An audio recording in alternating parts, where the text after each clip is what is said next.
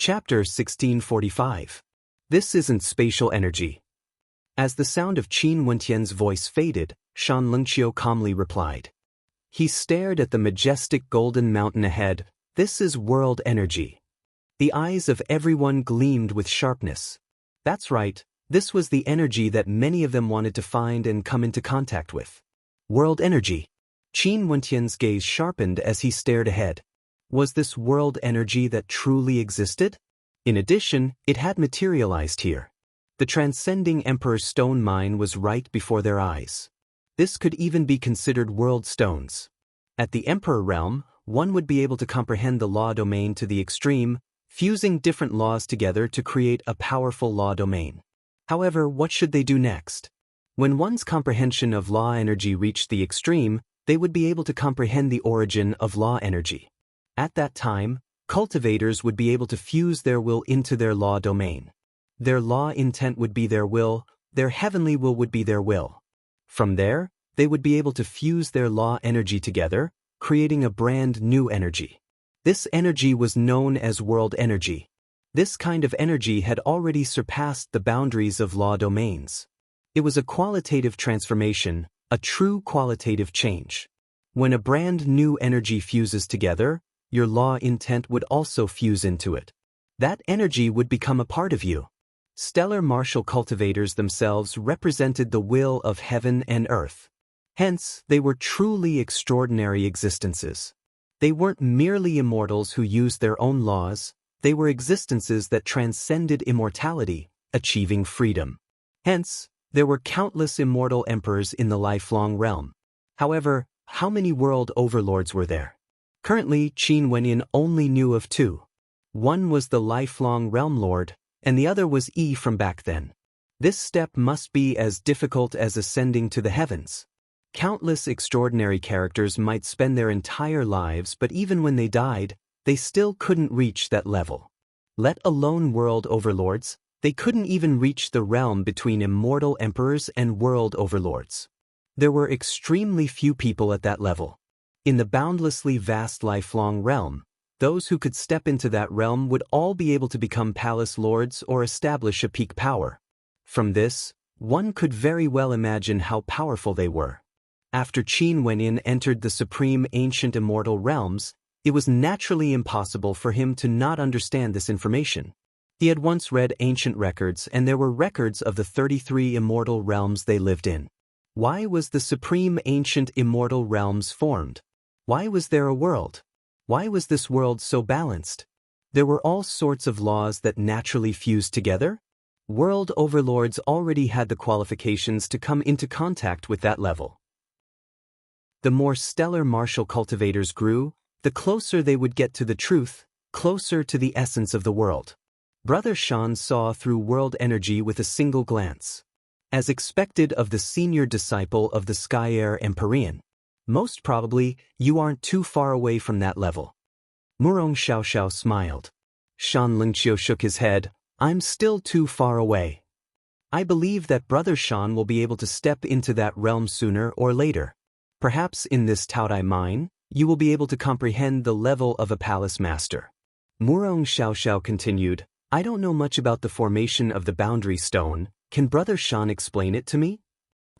Shan Lingqiu calmly nodded. I was once fortunate enough to listen to my ancestor's lecture on the Tao. He said that there are 9 astral rivers in the world, containing countless constellations. In truth, these 9 astral rivers all correspond to our cultivation bases. The higher the astral river, the more terrifying the power contained in the constellations. But because the cultivators who sensed it are restricted by their cultivation base, in addition to the boundless distance between them and the constellations, they have no way to truly sense the true power of the constellations. What they can sense is only the power they can absorb. Qin Wentian's eyes flashed when he heard Shan Lingqiu's words.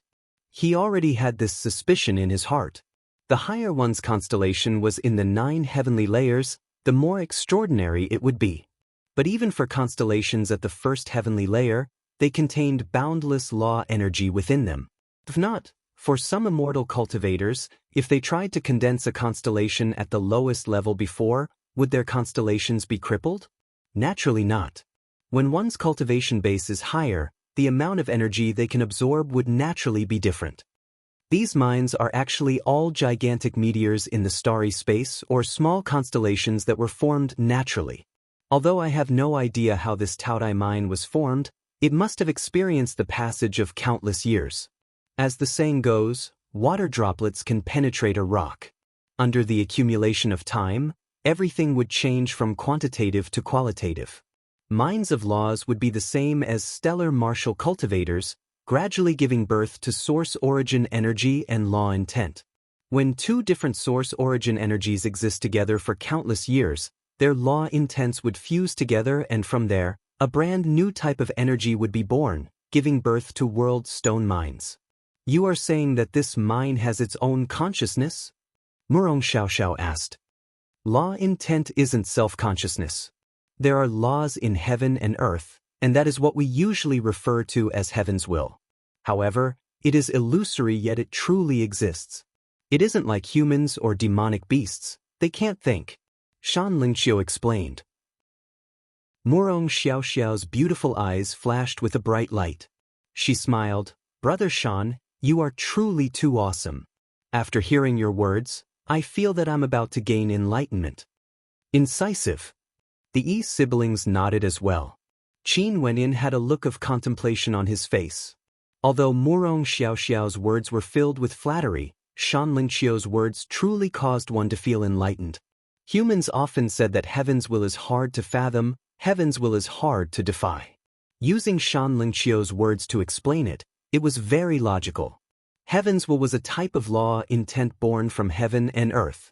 It didn't have the ability to think and was originally illusory. It was naturally hard to fathom. As for humans, they were the spirits of all living things. When humans comprehended that type of energy, their self-consciousness would fuse into that energy, forming the law intent. You would then represent the will of heaven and earth. Heaven's will is my will. How tyrannical is that? These are all superficial things. The world stone before us should be formed from the fusion of the law intent of space and the law intent of earth, giving birth to a brand new type of law intent, transforming from law energy to world energy. Those people are trapped inside, and most probably, they would never be able to come out again. Shan Lingqiu stared at the group of figures on the mountain peak as he spoke.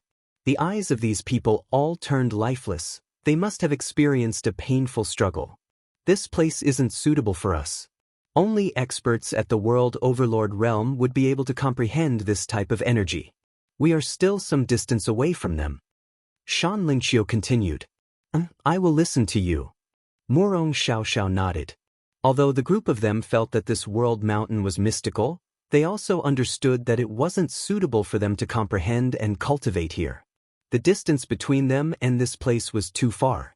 The group of them continued forward and found another extraordinary place.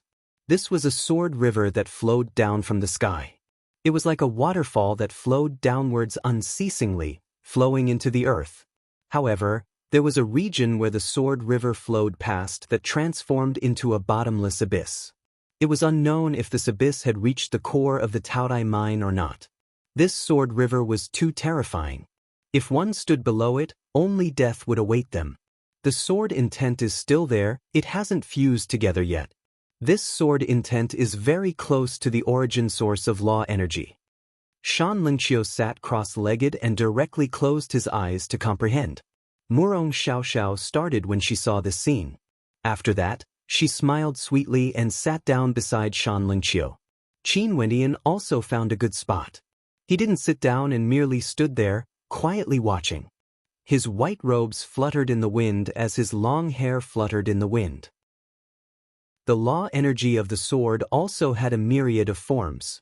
It could actually transform into flowing water that flowed according to the flow of the sword energy. There were many people here, all of them were here to comprehend, standing in different locations. For those who came to the Taodai mine, other than for the ores, they also wanted to comprehend and cultivate. There were simply too many opportunities here. Several months later, the group of them were still in the midst of comprehending. Qin Wendian stood alone in a corner, while Murong Xiaoxiao would occasionally ask Shan Lingqiu for guidance. Brother Shan, Did you comprehend something again? At this moment, Murong Xiaoxiao asked when she saw Shan Lingqiu opening his eyes. Shan Lingqiu nodded lightly.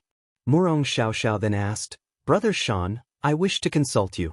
This sword river is like flowing water, gentle but not hard. However, the sword intent is extremely tough and powerful. Can swords really become gentle and have no killing intent? Naturally it can't. If a sword intent loses its sharpness, can it still be called a sword intent? Shan Lingqiu spoke. Swordsmen should be extremely sharp. Although the sword river before us is gentle, it's actually extremely tough and young. If one enters it, they would instantly die. The so-called gentleness is merely a facade. Not far away, Qin Wentian's expression changed when he heard Shan Lingqiu's words. In truth, he had been thinking about this question during these few days. However, he had a different understanding from Shan Lingqiu and he could use this opportunity to discuss it. Hence, he spoke, I have a different opinion. The law intent can take on a myriad of forms. For sword attribute swords, there's an extremely tough and young intent. This is something bestowed by the law attribute itself. However, sword intent can also be gentle, like flowing water brushing past one's body. Murong Xiaoxiao inclined her head and smiled at Qin Wenyin. She didn't expect him to speak at this moment. Shan Lingqiu frowned when he was refuted by Qin Wenyin. He calmly spoke, Have you seen a sword that can't kill? I have.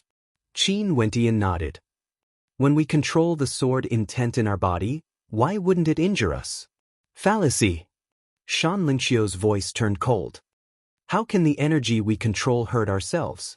What kind of example is this? It's simply nonsense. The so-called law intent is to infuse one's own will into one's energy. This is what you said earlier. Since this is the case, when we enter a higher realm, heaven's will would become our will. We would be able to control it with ease and not injure ourselves. Similarly, we wouldn't be able to harm others. Right now, we are unable to do so because our cultivation bases aren't high enough. Qin Wentian's tone was as calm as ever. This was his opinion. Although it was the same as comprehending, different people would naturally have different insights. Have you seen people with a higher cultivation base doing this before? Shan Lingqiu mocked. His eyes were filled with mockery. Brother Shan is the eldest disciple of the Sky Air Palace Lord, a grand disciple of the Realm Lord. You have heard the Realm Lord's Tao lectures before. Murong Xiaoxiao giggled. There's a difference in comprehending the Tao. I'm merely stating my opinion. Also, I stand by my opinion. Qin Wendian laughed. In that case, you feel that although you comprehended the Tao later, you have comprehended the Tao before me? Shan Lingqiu's voice was sharp as a terrifying sword intent gushed forth. Since this is the case, why don't you spar with me and we will know? Brother Shan, this is merely a Tao discussion. Brother Tianwen is merely stating his opinion. There's no need to harm the harmony between us. Yi Qing persuaded, faintly feeling that Qin Wentian's words were logical. However, he naturally wouldn't say this out loud. Chapter 1646. Qin Wentian glanced at Shan Lingqiu. He smiled. When they formed the alliance, he already understood that the so-called alliance was merely a way for the weak to protect themselves by relying on the strong. Such an alliance was extremely fragile before benefits. When they formed the alliance, because of Shan Lingqiu's identity, everyone in the alliance was fawning over him. This Shan Lingqiu himself was also an extraordinary character, and in addition to his identity, he was naturally extremely proud. Hence, when Shan Lingqiu raised a different opinion, he treated it as a provocation and suggested a spar. Qin Wendian calmly shook his head. He stared ahead and didn't say anything more. His pride wasn't like Shan Lingqiu's. He couldn't tolerate the different opinions of others. He had his own comprehensions, and if Shan Lingqiu also insisted on his point of view, what did that have to do with him? Could it be that if someone had a different opinion, he would have to spar with them to prove that he was right? Naturally, the reason why Shan Lingqiu would act this way was because he viewed himself too highly. If he knew that Tianwen was none other than Qin Wendian, he might be able to tolerate Tianwen's different opinions. Now that he was angered, it was only because he felt that Qin Wendian didn't have the qualifications to question his comprehensions in public. This was especially so in front of a beauty. Even if Shan Lingqiu didn't display too much passion for Murong Xiaoxiao, being admired by a beauty would still be able to satisfy his vanity. He naturally wouldn't want to lose face. Brother Shan, how can he spar with you? Why do you care about his opinion? Elian spoke at this moment. As for the other four from the 4 desolate palaces, they fell silent and watched quietly. At the same time, they were pondering over the words spoken by Qin Wendian and Shan Lingqiu earlier. From the surface, it seemed that Shan Lingqiu was right. However, if one pondered deeply, Qin Wendian's words weren't wrong. Since humans could control their own energy without harming themselves, did this mean that energy itself was controllable? There was no absolute. Could the true origin source of law exist in many different forms? The more one thought about it, the more they would feel a trace of comprehension. It was just that they had no way to grasp it. Even so, they still wouldn't express their support for Qin Wendian. The Sword River continued flowing. In the depths of the abyss ahead, sword intent could be faintly felt, flowing against the current. This caused the gazes of everyone to stiffen as their immortal senses probed the depths of the abyss. In an instant, the eyes of many narrowed as someone exclaimed in shock, "There's someone there!" Someone actually appeared in the abyss. Numerous sharp gazes turned downwards, only to see a silhouette slowly ascending. The Sword River flowed against the current, converging with the Sword River that was flowing downwards. After that, the Sword River shot out in all directions. "Pucci!" A crisp sound rang out. One of them lowered his head and stared at his chest. There, numerous holes could be seen. It was as though a stream of water had flowed through his body, leaving behind these holes. After which, fresh blood flowed out of the holes, resembling flowing water. That person let out a miserable howl as he retreated explosively. In an instant, numerous silhouettes hurriedly retreated with fear on their faces. The Sword Qi River that was like water splashing in all directions seemed gentle and formless, yet it contained a terrifying destructive power. This seemed to prove Shan Lingqiu's words earlier. Maybe the form of a sword could be changed, but the innate essence of a sword was incomparably sharp. There was no sword that wouldn't kill. However, when they stared at the silhouette that appeared in the abyss again, this conclusion seemed to be overturned. Qin Wendian's words seemed to be correct. That person was immersed in the Sword River and didn't use any energy to resist it. The Sword River flowed through his body slowly, resembling real water droplets, terrifying to the extreme. Is this the sword intent he released himself? Shan Lingqiu retreated as he spoke. However, he felt that he was lying to himself. That sword intent was clearly something that was naturally formed, a product of the Taodai mine. It was an external source of power, but when your cultivation base was strong enough, it seemed that you could really change its form, causing the sword to become gentler. Seems like one would be able to do this after comprehending the origin of laws. Qin Wendian mumbled.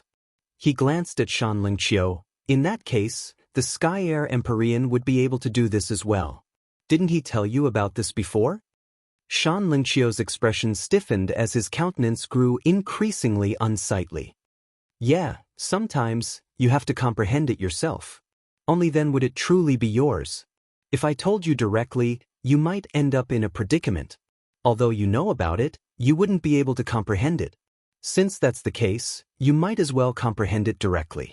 I'm sure the Sky Air Empyrean must have told you many times to sense his strength, right? Qin Wendian sighed. His tone was calm, he didn't exude any arrogance. He was contemplating in his heart as he immersed himself in his own insights. Shut up. Shan Lingqiu coldly spoke. Qin Wendian started, but he didn't say anything more. Murong Xiaoxiao was stunned, but she still had a smile on her face. She stared at Shan Lingqiu. The truth might not be what we see. I still believe that you are right. This was purely words of flattery. Shan Lingqiu nodded to Murong Xiaoxiao. His proud and vain heart would feel more comfortable only by doing this. Qin Wendian no longer looked at Shan Lingqiu. He was staring at the person who appeared from the abyss. That person was actually squatting there and was sharpening his sword. He placed the sword on the grindstone, allowing the boundless Sword Qi River to flow on it, causing the surface of the sword to be as smooth as ever. His long hair was in an extremely disheveled state, resembling a madman. He was clad in black robes that were stained with countless bloodstains. His robes were also extremely tattered. He had been sharpening his sword. There were no distractions in his heart. Finally, he inclined his head as a terrifying cold light gleamed in his eyes, incomparably resplendent. That gaze seemed to contain a supreme sword intent that could lacerate everything, penetrating through everything. 8,000 years of sharpening a sword. Today, the sword has been completed. A sharp voice rang out from his mouth. After that, the grindstone fell from the air. He picked up the sword with his palm, and with a wave of his hand, the sword that he had sharpened for 1,000 years was directly destroyed by him. 1,000 years of sharpening a sword, the sword was completed, all for the sake of destruction? During these 1,000 years, was he sharpening that sword, or was he sharpening his own sword? With a flash of his silhouette, he transformed into a beam of light, resembling a sword. His body was the sword. With a piercing sound, blood splattered out. A figure didn't even have the time to scream before his head was separated from his body. That sword light continued to fly out at the speed of a meteor, like a sword ray. Puff, puff, puff sounds continuously rang out, and one figure after another was slain, directly falling on the spot. Seeing this scene, the crowd was shocked, and their expressions changed. Emperor's might erupted from their bodies, and at the same time, they rapidly retreated. Law origin, is this the law intent of swords? Qin Wentian's heart trembled. What a powerful might. He saw a peak-stage immortal emperor using an extremely powerful defense, manifesting a law domain and creating an indestructible space. However, his defense was directly penetrated by the sword intent, slaying him. There were also experts who used their divine weapons to protect themselves, blocking in front of them. However, the sword light directly disintegrated and flowed along their divine weapons, passing through their divine weapons in an instant, entering the side of their body and killing them. There was no way to block it at all. This expert who walked out from the abyss should already be someone who stood at the unrivaled level in the immortal emperor realm. In fact, he might have already come into contact with the empyreans of the 9 world palaces. 1,000 years of sharpening a sword. After he appeared, he directly used others to test his sword. This person's cultivation speed was almost crazy. In his eyes, there was only his sword. So many experts here were merely objects for him to sharpen his sword and not lives. He was truly emotionless to the extreme. Could this be the so-called, the great Tao is emotionless? Shan Lingqiu and the others were also retreating. Murong Xiaoxiao was hiding behind Shan Lingqiu. The group of them retreated with Shan Lingqiu in the center while radiating terrifying emperor light. That beam of sword light transformed into a human again. He smiled and glanced at everyone before turning to Shan Lingqiu and the others. Shan Lingqiu's expression drastically changed. A terrifying aura gushed forth from him as sword light flashed resplendently. With a single sword strike, boundless light seemed to be able to slash apart the heavens and earth as it shot towards his opponent. However, that madman continued moving forward, as though he didn't care at all. When Shan Lingqiu's sword intent landed on his opponent, the sword intent actually became incomparably gentle, flowing through his body. At this moment, Shan Lingqiu's countenance turned pale. At the same time, this also proved that he was wrong. When one was strong enough, they would be able to change the rules. Using the power of the sword to attack that madman is simply courting death. Not far away, Qin Wentian instantly understood when he saw this scene. This expert who came out from the abyss had comprehended the origin source of the sword. This was a qualitative change, directly suppressing you in terms of comprehension. How could your sword Dao still be able to attack him? You were directly suppressed. This was an absolute suppression of comprehension. You also understand the sword? That madman mocked. A moment later, boundless sword might flowed in reverse, landing on Shan Lingqiu. It was like flowing water, flowing through Shan Lingqiu's body. Shan Lingqiu's body trembled unceasingly, his eyes were filled with boundless terror. Senior, I'm a disciple of the Sky Air Palace Lord, the grandson of the lifelong Realm Lord. I hope that Senior can show mercy. In the face of danger, Shan Lingqiu directly admitted defeat, revealing his background. This caused the eyes of the madman to flash. The lifelong Realm Lord's grand disciple? This Taotai mine was still under the jurisdiction of the lifelong Realm Lord. In addition, it was also in the territory of the lifelong realm. If he really offended the lifelong Realm Lord, even if his cultivation base improved greatly now, only death would await him. Since this is the case, let me teach you a lesson on behalf of the lifelong Realm Lord. In the future, you better focus on your cultivation.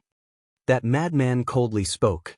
A moment later, boundless sword might enveloped Shan Lingqiu's body and tossed him down. His sword intent was his will, he could control it according to his will. Shan Lingqiu was tossed onto the ground, his entire body was drenched in sweat. If it wasn't for the protection of his identity, he would have died with a single thought from this madman. Chapter 1647. Are you guys also the grand disciples of the Realm Lord? That madman turned his gaze to Murong Xiaoxiao and the others. Before this, these people had always been together with Shan Lingqiu. Hence, he asked this question. If they were really the grand disciples of the Realm Lord, he naturally wouldn't act against them. 1,000 years to sharpen a sword. He had been silent for too long, he had been alone for too long. Now that his sword was formed, he wanted to test it out with his blood and feel the transcendent energy in his body. He felt extremely joyful. Hence, he tossed aside everything, no longer suppressing his impudent heart, and started a massacre. We are all good friends of Brother Shan. Murong Xiaoxiao and the others spoke. Is that so? The madman glanced at Shan Lingqiu only to see Shan Lingqiu shaking his head. I'm not familiar with them. At this moment, the countenances of Murong Xiaoxiao and the others turned as pale as paper. They stared at Shan Lingqiu in rage. This bastard was actually so heartless, wanting to harm them all. Shan Lingqiu himself almost died. He didn't want to antagonize Qin Wenyan anymore. There was no need for him to plead for mercy for these people. Although Murong Xiaoxiao was very beautiful, given his status, he wouldn't lack women. Usually he wouldn't mind it, but at this moment, he couldn't care so much. Also, he had made a fool of himself today, losing all face. It would be better if these people died. Brother Shan, aren't your actions a little too despicable? Said someone from the 4 palaces of the desolate ground. However, as the sound of his voice faded, a terrifying stream of sword energy directly pierced through him. In an instant, a bloody mark appeared on his forehead. As soon as the sound of his voice faded, he collapsed to the ground. At the same time, a terrifying sword light chased after those who wanted to escape. His control over the law of swords has already reached a transcendent level. He could do as he pleased, killing people from 1,000,000 miles away was extremely easy. There was basically no way for them to escape. Still fleeing? Sword madman coldly laughed, his gaze was extremely terrifying. Senior has already transcended the immortal Emperor realm. Why must you make things difficult for us? I Ching stared at the madman as he spoke. I like it. That madman laughed. 8,000 years of sharpening a sword. Now that I've finally obtained the Great Tao, how can I not indulge myself? Finally obtained the Great Tao? A voice suddenly rang out. However, comprehending the origin source of the law of swords is equivalent to obtaining the Great Tao? If this is the Great Tao, what is the Realm Lord? This voice was somewhat ear-piercing. Everyone was somewhat astonished. Who would be so daring? They turned their gazes one after another. I Ching and the others actually saw Qin Wenyan.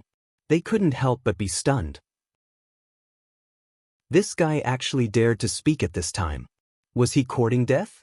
The madman also looked at Qin Wenyan, revealing a look of interest. There was actually someone who wasn't afraid of death. He smiled and asked, in your opinion, what is the Great Tao? Although one has comprehended the origin of the natural order and possesses extraordinary power, the Great Tao is ethereal. Can this be considered comprehending the Great Tao? Now, Senior has given birth to the Dharmic will, and you can use the Dharmic will to control the will of the rules and do as you please. It can even be said that heaven's will is your will, But can it really be done? Qin Wentian spoke. Leaving aside Senior's cultivation base, even for realm lords, they wouldn't be able to represent the great Tao of heaven and earth, using their own will to represent heaven's will. I thought that the great Tao will forever be supreme. Unless there comes a day when I can truly reach the state where heaven's will is my will and my will is heaven's will. My will can cause the world to tremble, my will can control the fate of all lives. If Senior truly obtained the great Tao, why would there be a need for you to use such brutal methods to deal with everyone here? At that time, only then would you truly be able to control the fate of the world. Why would you use cruel killing methods to prove your own accomplishments? This is merely a minor Tao. The smile on the madman's face grew even more intense. He stared at Qin Wenin and laughed. Your comprehension abilities are truly not bad. Before this, you have already comprehended the formless law. Now, I have to admit that your words are logical. I kill people because I want to satisfy my achievement of sharpening my sword for 1,000 years. But so what of it? As long as I like it. Hence, even if what you said is right, I will still kill you. Senior, please enlighten me. Qin Wentian spoke. The madman's gaze froze as he stared at Qin Wentian in astonishment. Please enlighten him? Could it be that Qin Wentian felt that he could fight against him? Seeing the law energy erupting from Qin Wentian, the madman laughed, revealing a row of white teeth, exuding an evil charm. With an intention of his will, a sword river appeared, gushing towards Qin Wentian. That terrifying sword river seemed to want to drown and destroy Qin Wentian completely. Qin Wentian didn't have any sword laws on him. Instead, the Buddhist path's law energy formed an indestructible golden body, transforming into a diamond body that protected his body, impervious to all attacks. The terrifying sword river instantly became extremely sharp, emitting terrifying screeches. However, when it slammed into the Buddhist path's law energy, it was met with a powerful resistance. Although the sword intent continued to corrode, it was unable to directly destroy the Buddhist path's law energy. This was the first time the sword madman encountered such a situation after he sharpened his sword. Killing others would be as easy as blowing off dust. But at this moment, the sword river was actually blocked. The gazes of Murong Xiaoxiao and the others froze as they stared in shock at the scene before them. The Buddhist path's law energy was actually able to block the attack of the madman? This Tianwen was actually so powerful? Before this, when the madman acted against Shan Lingqiu, he easily subdued Shan Lingqiu. The difference in strength between Shan Lingqiu and Qin Wentian could be seen with a single glance. However, not long ago, when the two of them discussed the Tao, they had different opinions. Shan Lingqiu was extremely domineering, suggesting a spar while Qin Wentian evaded. At that time, they all thought that Qin Wentian didn't dare to fight.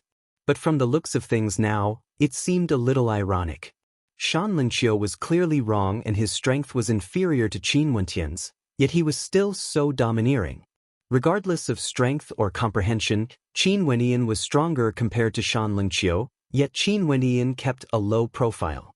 Thinking of this, the disparity between the two of them was obvious.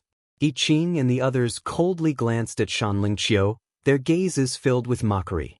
This was truly ironic. They followed Shan Lingqiu but were abandoned by him without any hesitation. On the contrary, it was Qin Wentian who spoke at this moment that temporarily resolved the danger they were in. Shan Lingqiu's expression was extremely unsightly.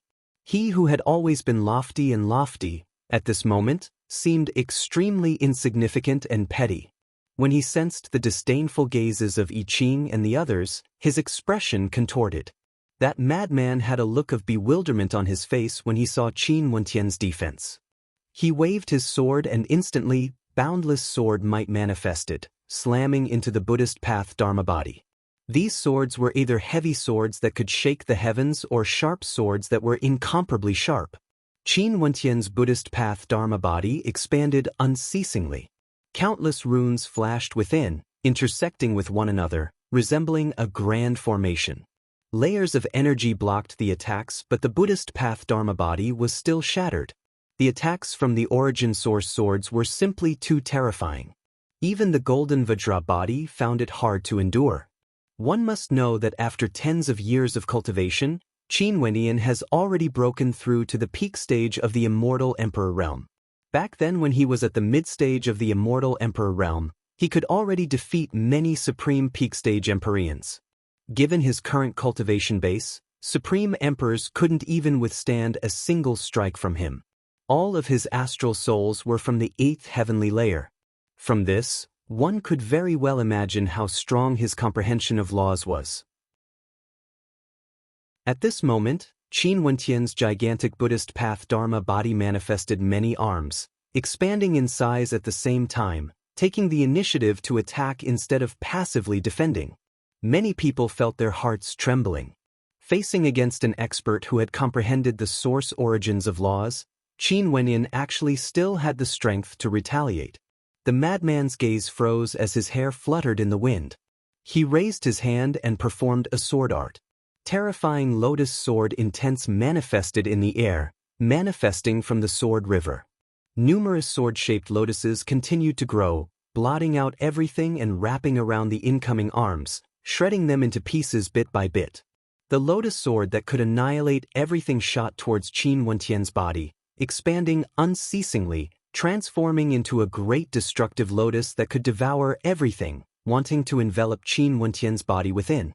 Numerous spatial gates appeared in all directions as a terrifying pair of eyes of truth appeared in the air, directly locking onto the madman, instantly sealing him within his domain. Qin Wenyan himself then stepped into the spatial gate, vanishing from sight. In the next instant he appeared before the madman, piercing through the lotus swords. The madman instantly broke free from the spatial domain of the eyes of truth. However, what welcomed him was an incomparably resplendent beam of light. Boom! The sword intent instantly enveloped him, transforming him into a sword. The fist of light blasted out, forcing him back, directly flying into the sword river. His body arched slightly before he stood up straight again. Under his messy long hair, his eyes grew even more terrifying. He was actually forced back by Qin Wenyan.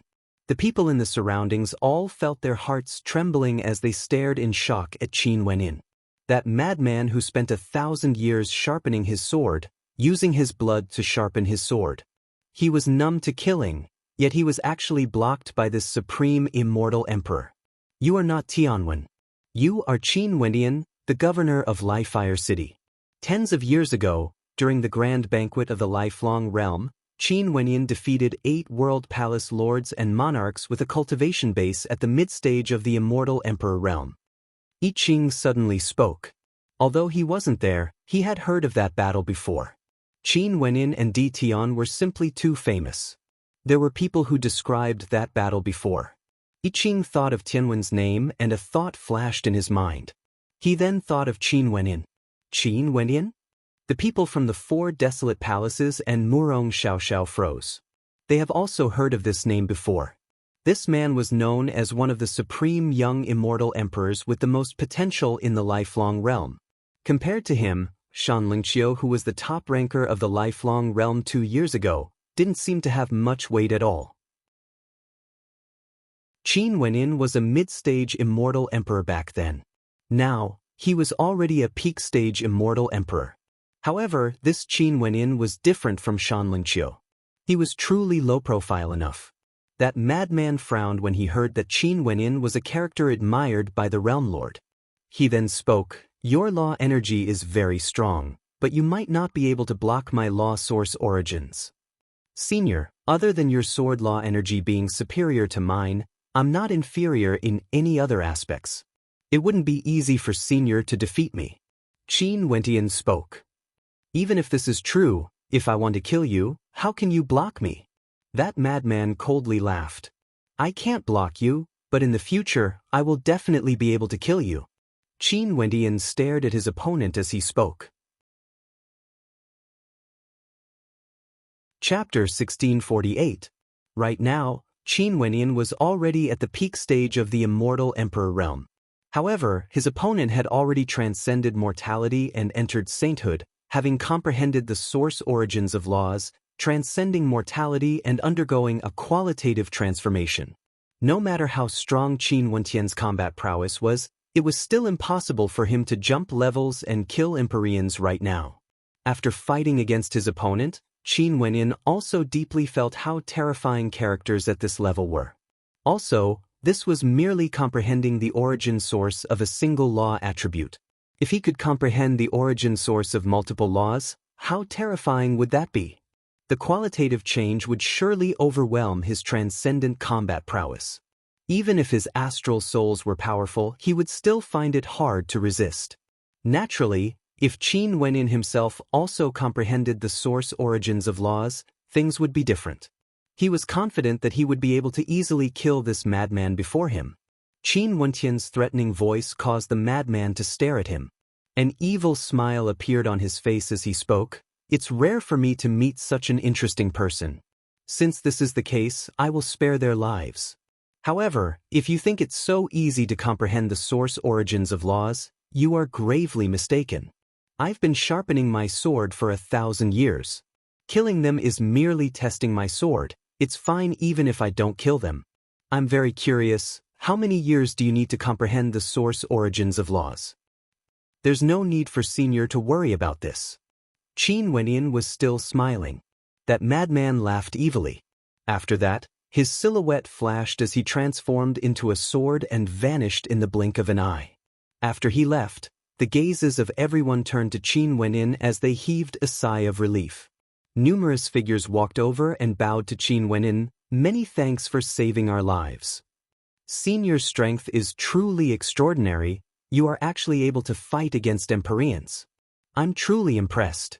I've long heard of Brother Qin's name. Now that I've seen you today, not only is your reputation well-deserved, my horizons have truly been broadened. I Ching walked over and clasped his hands to Qin Wenyin.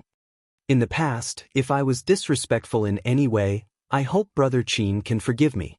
Today, if it wasn't for Brother Qin saving us, I'm afraid all of us would have died. It's nothing much. Qin Wenyin smiled, appearing as easygoing as ever. Brother Qin, you have truly concealed yourself well.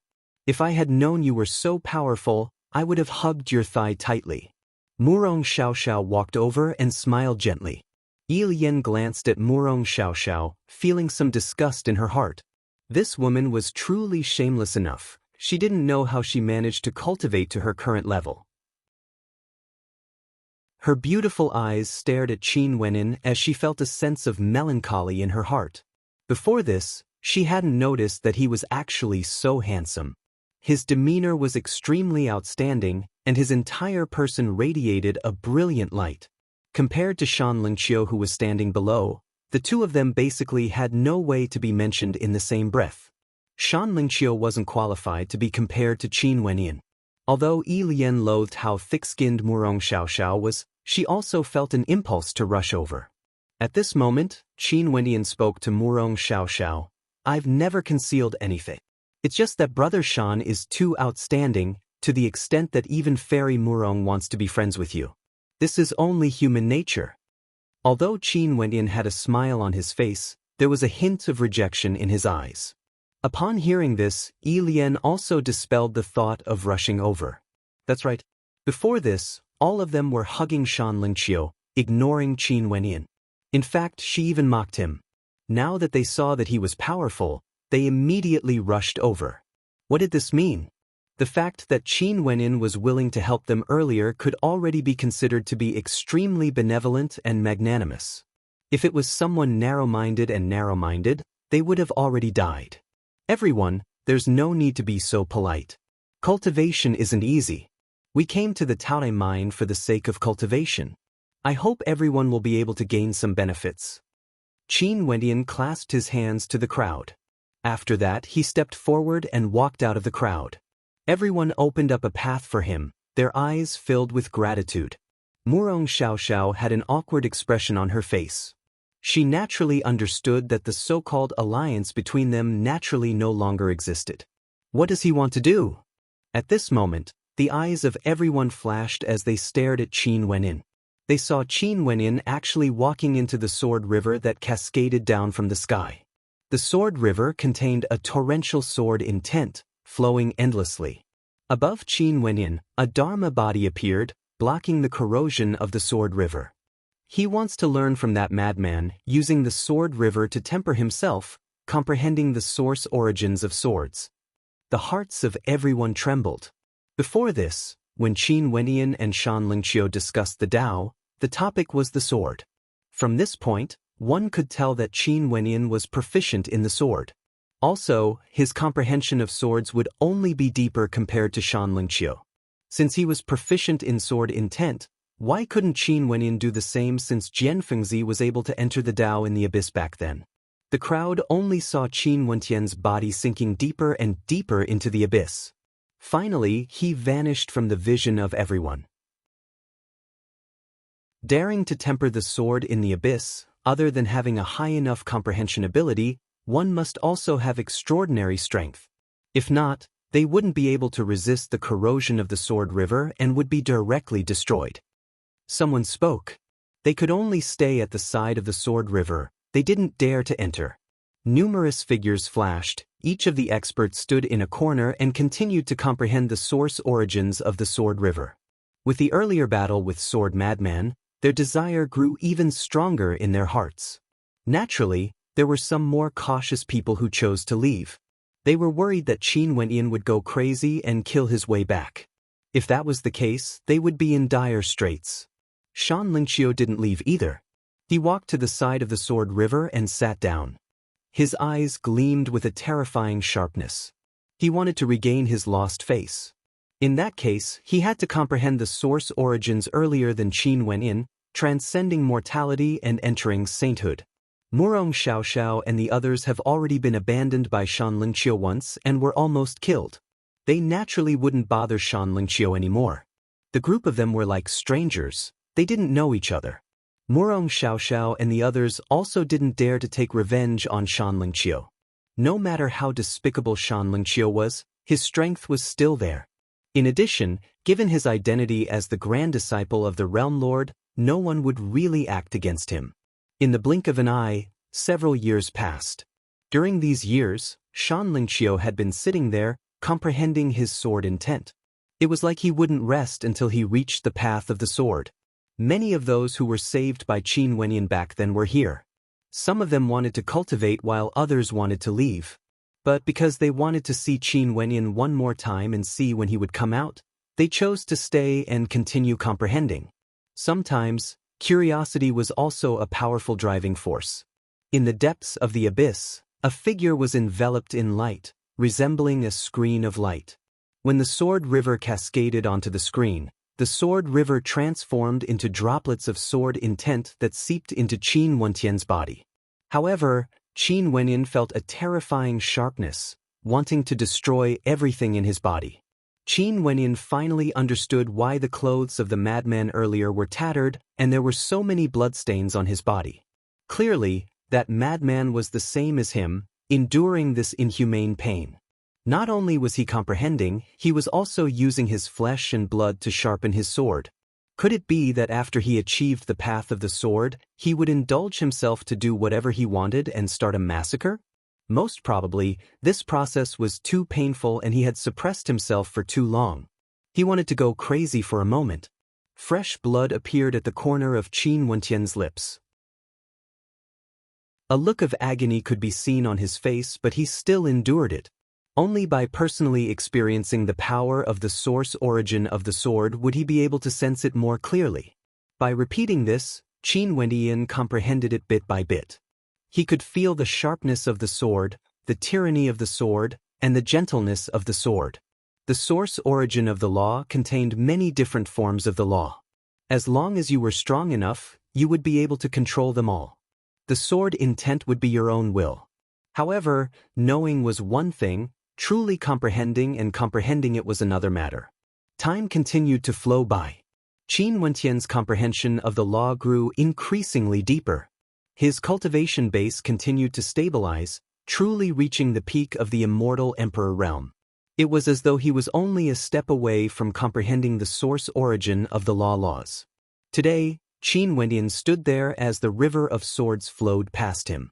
Right now, he no longer resisted and was completely immersed in the river of swords. His white robes were already stained with blood, but right now, when the river of swords flowed past him, he didn't move at all. There was no longer the pain he felt in the past. He merely closed his eyes, appearing incomparably serene, as though he had entered a wondrous state. Why was it that the river of swords didn't injure him? The source origin of the sword contained many different forms of the sword. If he could truly sense the gentleness of the sword, this sword naturally wouldn't be able to injure him. More importantly, this indicated that he could already faintly control the form of the sword. However, at this moment, Qin Wendian seemed to be completely unaware of this. He was still immersed in his own world, as though he was in a state of enlightenment. It has already been over 10 years since Qin Wendian entered the Taodai mine. Today, the river of swords continued to cascade down like in the past, flowing through Qin Wentian's body. Qin Wendian, who had his eyes closed, finally opened them as a faint smile could be seen in his resplendent eyes. Raising his head, Zhang Xian saw that the river of swords was flowing in reverse, going against the flow and heading up into the sky. At this moment, in the surroundings of the river of swords, there were still many experts. One batch left and another batch came. Shan Lingqiu, Murong Xiaoxiao and the others were still here. Shan Lingqiu was filled with reluctance in his heart. Before he comprehended the sword Dao, he vowed not to leave. At this moment, the gazes of everyone froze. All of them stared in terror at the scene below. They only saw a terrifying aura gushing over. In the next instant, all of them retreated explosively. They saw a heavenly river of swords flowing upwards, resembling a desolate primordial beast, gushing towards the sky, transforming into a fearsome tempest. As long as a wisp of the tempest's intent gushed out, it might be able to kill an immortal emperor. Everyone who retreated to the distance stared at the storm in front of them. In the next moment, their eyes froze again. In the center of the sword storm, there was actually a figure standing there.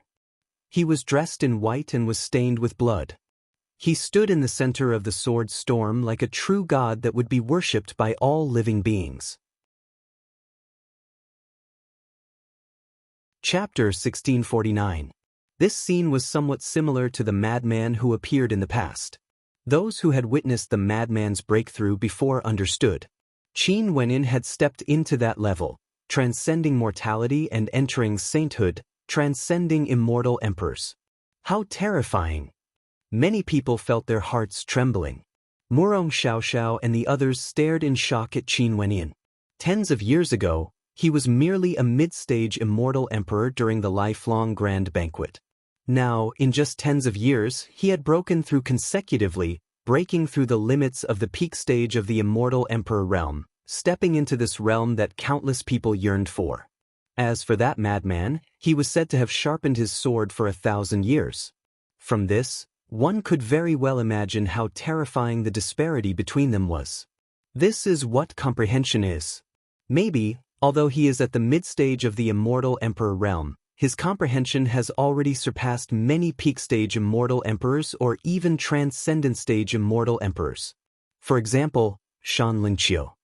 Back then when the two of them discussed the sword Dao, Qin Wendian clearly had a deeper comprehension of the sword compared to Shan Lingqiu. Congratulations, senior. I Ching spoke. Right now, he didn't even refer to Qin Wendian as Brother Qin, he should refer to him as senior instead. In the cultivation world, the strong were always revered. As for age, it wasn't something that could be seen with one's eyes. In addition, it didn't mean that he had to respect you just because you have lived longer.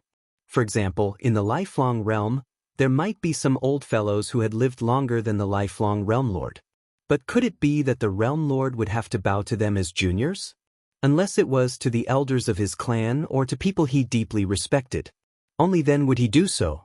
For example, if Qin Wendian met some elders with lower cultivation bases, he would still refer to them as senior. This was a form of respect. But for strangers, he naturally wouldn't use age to determine seniority. It was strength. There's a difference in seniority in comprehending the Tao. But only those who can become an Empyrean are truly extraordinary. Someone sighed. In the past, I've heard that when one reached the peak stage of the immortal emperor realm, their cultivation base would already be at the peak of perfection. If one wants to take that final step, it can no longer be achieved by increasing one's cultivation base. Instead, it has to depend on one's comprehension. Some people could comprehend it in a single move while others couldn't. Now that Senior has stepped into the Empyrean realm, this point has been verified. Yeah, before this, Senior Qin was already at the peak stage of the immortal Emperor realm. But now, by relying on his comprehension abilities, he managed to reach this step in a mere 10+ years. We are all filled with admiration for him. Everyone's attitude changed again. 10 years ago, they were grateful to Qin Wendian for saving their lives, and they were already in awe of his powerful combat prowess.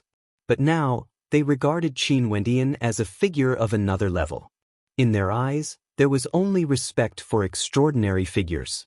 After Qin Wendian took this step, it meant that there was a real gap between them and a figure of another world. Although Qin Wendian had only comprehended a single law attribute, given his talent, since he could comprehend a single law attribute within 10+ years, most probably, he would be able to comprehend the other laws sooner or later. At that time, he would be a character on equal footing with the Empyreans of the 9 world palaces. Characters at that level were naturally lofty existences. Hence, the respect they had for Qin Wendian was extremely natural. Only Shan Lingqiu had a gloomy expression on his face. He only felt pain and torment in his heart. He had always been cultivating here, hoping that he would be able to break through one day. However, only 10+ years had passed. To cultivators at their level, this period of time was extremely short. He still hadn't comprehended anything, yet Qin Wendian had already broken through. When he thought of this, he felt extremely depressed. However, this was merely Shan Lingqiu's personal feeling. Qin Wendian didn't even glance at him. He stood in the storm and nodded lightly to everyone. After that, his silhouette flashed as he transformed into a beam of sword light and vanished from sight, directly leaving this place. Upon seeing Qin Wendian leaving, everyone felt a sense of disappointment and frustration. Their hearts had yet to calm down. Breaking through to the Empyrean realm within 10+ years? This was simply too terrifying. If Qin Wendian had already comprehended for many years, they might still be able to understand. However, they had all heard that tens of years ago, Qin Wendian was only at the mid-stage of the immortal Emperor realm. However, Qin Wendian naturally wouldn't care about the thoughts of everyone. His entire person was like a beam of sword light, shuttling through the air. Not long after, he arrived at a flaming mountain. This flaming mountain exuded a terrifying heat, and in the center of the flaming mountain, there seemed to be a startling red color that resembled fresh blood. The redness caused one's heart to tremble. Qin Wendian enveloped his body with his sword intent. The sword law energy around him was like a layer of armor, enveloping him within. He stepped out step by step, entering the flaming mountain and arriving at the center. Over here, there were many rocks that resembled fresh blood. The surroundings were filled with a blood-red gas. There were no other types of energy here, only flames could exist. Qin Wendian used his sword to pick them up before tossing them away. He knew that such a terrifying destructive ore wouldn't be able to be taken away using an interspatial ring. It would directly incinerate the ring. Only an Empyrean would be able to store it. Qin Wendian walked around here for several days. After that, he transformed into a sword and left, continuing to roam the Taodai mine. He didn't come here for the ores, he came here for his cultivation. Time continued to flow. Qin Wendian didn't care about external affairs, temporarily pushing everything to the back of his mind. The news of Princess Kitamura in the past had greatly stimulated him. Without strength, there was nothing he could do about all of this. During these years when Qin Wendian disappeared, there were incidents happening every day in Lifefire City. However, the greatest incident was still the death of the Jialan monarch. This matter had yet to be investigated, and it was said that the Lifefire Empyrean was infuriated because of this.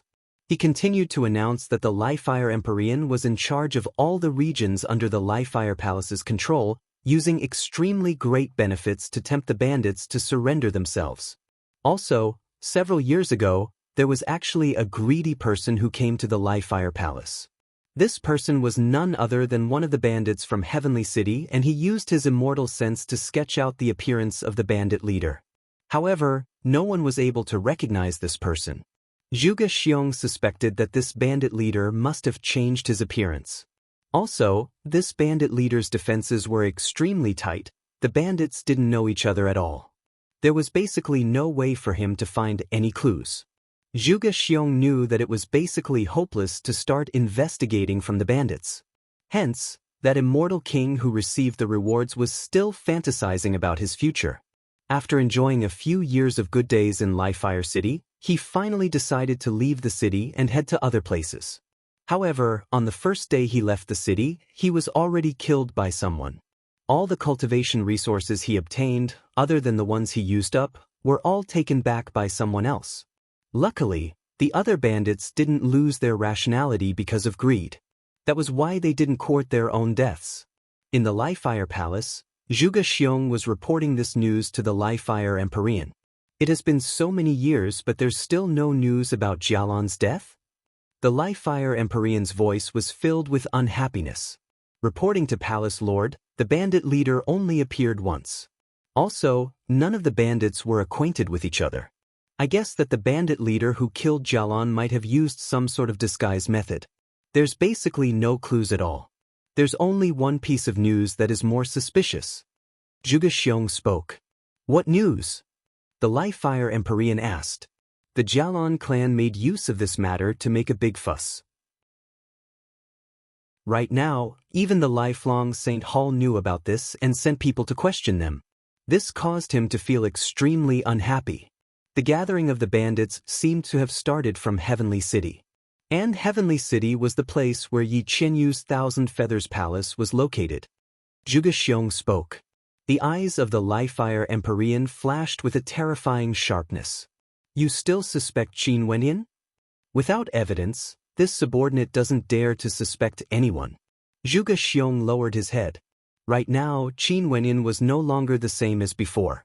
He was no longer the Qin Wenyan of the past. Zhuge Xiong, through these years, you have always been my follower. The matters in Lifefire City have always been handled by you. This seat has always trusted your intelligence. If you have anything to say, just say it, no matter who it implicates. The Lifefire Empyrean spoke. Zhuge Xiong had always been extremely intelligent. He was his advisor and was deeply trusted by the Lifefire Empyrean. Hence, Zhuge Xiong had always been the Grand Governor. Palace Lord, since this is the case, this seat will speak directly. According to our investigations, we know that Governor Qin is proficient in the art of disguise. Back then in Heavenly City, he had appeared with a different appearance. Zhuge Xiong analyzed. Also, after the Jialan monarch died, all of us instantly suspected him. But in truth, Governor Qin is indeed the most suspicious. But back then in the governor's manor, there were indeed many people who saw Qin Wenyan leaving the governor's manor. There's no mistake about this matter. The Lifefire Empyrean spoke with certainty. This is exactly what this subordinate wants to say. What sort of character is Governor Qin? Does he need to give an explanation when he leaves? Those people from the governor's manor, which one of them would dare to disturb him normally? Although he did it very casually that day and didn't seem to be intentional, I still feel that he did it intentionally. The timing is too coincidental. Zhuge Xiong furrowed his brows. In addition, there's another very important point. Since Qin Wenyan is proficient in disguise, in that case, wouldn't there be other cultivators who are proficient in disguise who could disguise themselves as Qin Wenyan? Zhuge Xiong asked. The Lifefire Empyrean's eyes flashed when he heard this. After a moment of silence, he still shook his head. After leaving the governor's manor, if he cooperated with others, the risk would be too great. Also, who would have the guts to cooperate with Qin Wenyan? I feel that this isn't reliable. Palace Lord is truly impressive. This subordinate also feels that this isn't reliable. Zhuge Xiong spoke. The Lifefire Empyrean glared at him. Since you said that this isn't reliable, why are you telling me this? Because this subordinate has an even bolder conjecture. Zhuge Xiong spoke. What conjecture? The Lifefire Empyrean asked. Qin Wenyan must have cultivated some kind of avatar technique. This avatar technique is extremely powerful, allowing one to temporarily possess his aura. Zhuge Xiong spoke. In an instant, the Li-Fire Empyrean's eyes flashed with an incomparably resplendent light. Zhuge Xiong's words seemed to have enlightened him. It was like everything was about to become clear. He felt that there was a very high possibility that this was the truth. Upon thinking of this, the Li-Fire Empyrean's eyes narrowed as killing intent flashed in his eyes. Chapter 1650. Zhuge Xiong's words were completely possible. There were many powerful avatar techniques in the supreme ancient immortal realms. Even if the two were separated by millions of miles, they could still appear at the same time and exist for a very long period of time. In fact, there were even some heaven-defying avatar techniques that could allow the avatar to fight at the same level as the original body. As to why they didn't think of this before, it was because this was a blind spot. When the Jialan monarch died, Qin Wenyan appeared in the governor's manor. Very naturally, they wouldn't suspect him. However, Zhuge Xiong was extremely intelligent and had always been the brains of the Li-Fire Palace. He was highly regarded by the Li-Fire Empyrean, and after his investigations, he discovered that there was no way to continue investigating the Jialan monarch's death. This would become an unsolvable case. In addition, the only clue to this unsolved case was actually in Heavenly City. Hence, Zhuge Xiong had no choice but to reanalyze the situation and suspect the person who killed the Jialan monarch. He wanted to see if he could completely eliminate Qin Wentian's suspicions. After that, he discovered that Qin Wenyan had a high possibility of killing the Jialan monarch. As long as he had an avatar, there was no way for him to continue investigating this unsolved case. Qin Wenyan was the greatest suspect, hence the conversation today. The Li-Fire Empyrean seemed to have been enlightened by Zhuge Xiong's words. He felt that this was the truth. Immediately summon all the governors other than Qin Wenyan here for a discussion. The Li-Fire Empyrean coldly spoke. Yes. Zhuge Xiong nodded. After that, he took out his messaging crystal and summoned all the governors. Upon receiving Zhuge Xiong's command, all the governors appeared in the Li-Fire Palace and were brought to the great hall where the Li-Fire Empyrean resided. In this region, everyone was a trusted aide of the Li-Fire Empyrean. Palace Lord, Grand Governor, what happened? Central Governor Sun Qian asked. He could sense that the atmosphere was somewhat different. The Li-Fire Empyrean and Grand Governors seemed to have something important to announce. Zhuge, these people are all old people. Tell them what you said to me earlier. The Li-Fire Empyrean spoke. Zhuge Xiong nodded and told everyone about his suspicions. After hearing his words, the eyes of all the governors flashed. The habitual smile on Beauty Zhao's face vanished as her expression turned heavy. One couldn't help but say that Zhuge Xiong's suspicions were very possible. Even for them, they faintly believed it. One must know that back then when the Jialan monarch died, almost everyone suspected that the killer was Qin Wenyan. But because Qin Wenyan appeared in the governor's manor, everyone dispelled their suspicions. But if it was like what Zhuge Xiong guessed, Qin Wenyan had an avatar technique, there was no need to doubt this matter anymore. What do you all think? The Li-Fire Empyrean asked. We still can't be certain that Governor Qin has an avatar. Palace Mistress, your subordinate feels that this isn't too appropriate. Beauty Zhao spoke. Beauty Zhao, just because Governor Qin is handsome, you want to speak up for him? Yin Qiu spoke in a neutral tone. Oh yeah, back then in Lifelong City, Governor Qin even helped you resolve the humiliation from the Sword Spirit Sect's Shao clan. I'm just stating the facts. What do you mean by this? Beauty Zhao stared at Yin Qiu. Right now, Yin Qiu had already given up on Beauty Zhao. This woman had always looked down on him. Since this was the case, there was no need for him to be polite. Everyone knows that the Jialan monarch died. The possibility of Qin Wenyan being the culprit is the highest. Given the strength he displayed back then in Lifelong City, as well as his attack-type innate techniques, it wouldn't be strange even if he hid an avatar. There's an 80 to 90% chance that the Jialan monarch was killed by him. You are the first to speak up for him. Don't tell me you have already hooked up with him? Yin Qiu mocked. He and Qin Wenyin had never been on good terms. Enough.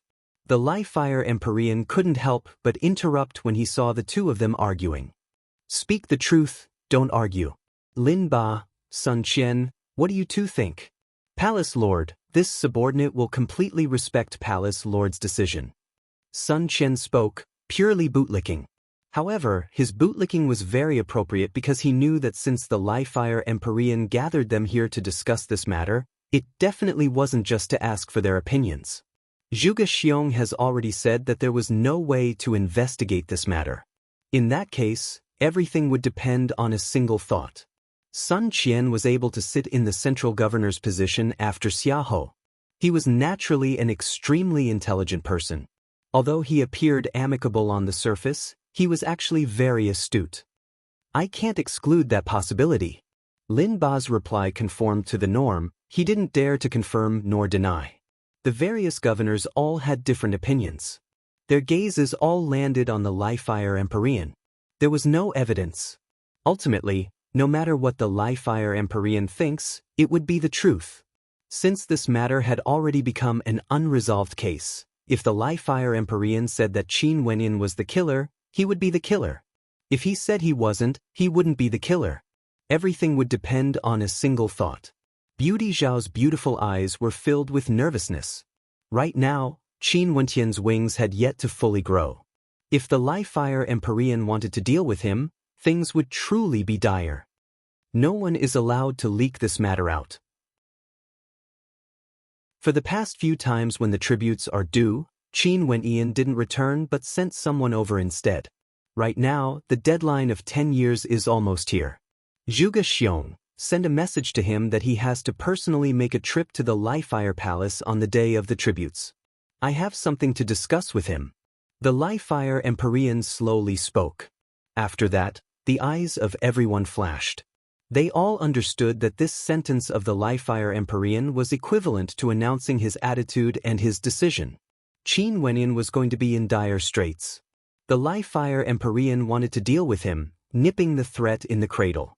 They all understood that if the Jialan monarch was killed by Qin Wenyin, given how impulsive this man was, he would definitely kill the Li-Fire Empyrean sooner or later when he had enough strength. Back then, the Jialan monarch was the one who carried out the mission, but the order was given by the Li-Fire Palace. They even sent experts to coordinate with him. Palace Lord, the current Qin Wenyin is different from the past. Back then during the grand banquet in the Lifelong Realm, even the Realm Lord regarded him highly. Wouldn't it be too inappropriate? Wouldn't it affect the Realm Lord's opinion of you? Yin Qiu seemed to be very loyal, thinking for the Li-Fire Empyrean. However, Beauty Xiao coldly glanced at him. This was clearly trying to provoke the Li-Fire Empyrean. The Li-Fire Empyrean coldly glanced at Yin Qiu, causing him to shiver. It was like the Li-Fire Empyrean had seen through him. On the day of tribute, all of you will come as well. At that time, I will ask Qin Wenyin about this matter. You guys will be the witnesses. A governor disguised as a bandit and killed the monarch of my Li-Fire Palace. This is already considered a traitor, betraying the Li-Fire Palace and the Lifelong Realm. He shall be executed on the spot. The Li-Fire Empyrean coldly spoke. Yes, Palace Lord. Yin Qiu bowed. Yes, Palace Lord. Lin Ba and Sun Qian bowed as well. This was the Li-Fire Palace, who would dare to defy the Li-Fire Empyrean's words. He wanted to deal with Qin Wenyin.